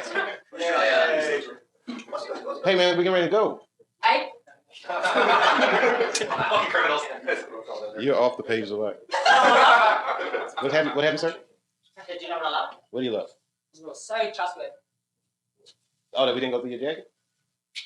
Why would I steal your jacket in front of all these people? Not you. Oh, that's true. The crowd. No, Because no. man, you're playing him. No, I'm just joking. Well, you know how Belgians. I'm just joking. He is Belgian. He's all right. Just get it. So I'm drunk. No, I didn't know. Do you know? Don't ever admit that. We don't drink, man. If you can keep yourself I do every composed, now and then. Shh. I don't believe it. He's on the piss. Fucking criminals. Have you ever been with someone that's pissed on himself because he's drunk? I'm not normal. Cut to the inside of his stomach, is also eating it up and shit. Like a piece of chicken. Like if I was directing a movie about this night, I would cut to the inside of his stomach and I would just show like food in there. Also eating them up. And then after I show all the stuff that's going on in his stomach, I cut to his happy face. Then I would cut out to his girlfriend walking in the cold by herself. And the guy tries to talk to her and she goes, "No, don't mess with me. My boyfriend's a killer." And then I cut right back to the inside of his stomach. And there would be 2 chicken wings in it. Chicken wings. I like those. No, this whole portion is just for me. There's like a little, like half a handful of rice on top, sparsely scattered chicken wings. Bit of Skittles. All right, yeah. Yeah, that's fucking hilarious. And there's some Skittles in there. And then there's like blood oozing out of the hole in his ulcer. And you know what I do? Just to be stupid about it, I put like a gum wrapper in there. Just one thing that shouldn't be in there at all. Hubba Yeah. All right, it could be Hubba Bubba. Oh, you know, not even a gum wrap. You know what I put in your stomach? Okay, so it's 2 pieces of chicken, half a handful of rice, blood is dripping out. And then on top of the rice, kind of looking, what the fuck is that? And then pushing slow. And you're going to look, and it's going to be the head of one of them little Lego men. Just a little Lego head. What the fuck? That's a joke I'll remember. Do you remember the joke I said? I had him build a mansion for me in China. That's right, the Lego house. And it was built out of Lego. Not toxic Lego. And I live in a house, yeah, I live in a house made poisonous toys. Bang. That shit is so funny to me. I don't know why. It was something about cutting inside of your stomach, because you said about it. All right. You just know how to drink my shit. You look thirsty. No, I don't need a drink. I am thirsty. I'm still thirsty. Can I get some water? Get my drink. I'm not going to shoot. Unforgiven. Unforgiven. That movie was great. The last scene. We'll chase that son of a bitch all the way down to Texas if we have to. And he's standing right in the door. Who owns this shithole? You, fat man. Speak up. I do. I own the establishment. I bought it from Greeley for $400. Step aside. Should arm himself. Wow, he's shooting. That's right. Well, you, sir, are a cowardly son of a bitch. You shot an unarmed man. He should arm himself. He's going to decorate his pub with my friend. Give me away your money. Killer of women and children. Yeah, that's right. I kill women and children. Cut everything that walked across at one time. Here to kill you, little Bill. That's kind of what you did in there. You know that shit? I don't know. I study movies. Yes. Yeah, I study movies. Is that water? I don't drink that. That's good. Totally joke. Yeah, I really got to get out of here. I'm exhausted. No. Thanks, Corbin. So let me ask y'all a question before I go. No, just answer this question. I need a quick reality check. What is going on outside of my bubble? What the fuck is going on? Recession! Oh, I know about that. I know about that. Go and have a good time. Pineapple Express. What I'm trying to figure out is, okay, what do they think about me outside of this bubble? It's about QED, man. Have a Did good they- time. yeah, did they- Shit, man. Having a good time. That's all. That's right. I need I'm something. going to office and tell you about it. Do what you Thank want. you. Everyone wants to know what happened. Do what you want. Do they really care? They won't Do what you want. You're the biggest name ever. Am I right? Everyone wants to know what happened. He knows I'm right. Really? They haven't figured that out yet? Really? No one wants to know. Look, Rick James died. Everyone wants to know still what happened. Am I right? Family man. I left. Do what you want to do to make yourself happy. You were still the funniest person. You're still the funniest person ever, but people want to know what happened. You heard that guy from Belgium? I'm the funniest person. Alive. Hands down, you were the funniest person in the game. Well, you know what it is? Who are you? That's what I'm trying to figure out. I'm Chris Rock. Oh my God, your vocabulary gets so much better. All you need to know. Let's get no. No, for real? You were. Seriously, no, I'm in a You're the bubble. biggest name in the game. Everyone wants to know what happened. Yo, for real, that's what happened. Where'd you go? Seriously, do people even care about that? Nobody. Everyone cares. Yeah, but they don't know. They don't know. We can. Okay. You're still the funniest person. Thank you. Thank you. You know what though? That's not even true. You know what the truth is? I don't think I'm the best comedian. I am my own personal favorite. And that's fair enough. Yeah, that's fair enough. And every comedian feels that way about themselves. Yeah. Honestly, you're still hilarious. I hope so. Don't lose that confidence and come back and show us all something funny. Well, you know what, man? Even if that falls apart, I'm not worried because I have a Lego house and China to fall back on. Baby, get inside the house. Everyone has their favorites. Everyone, you're right. Everyone does have their favorites. Cutting inside of a stomach. All right.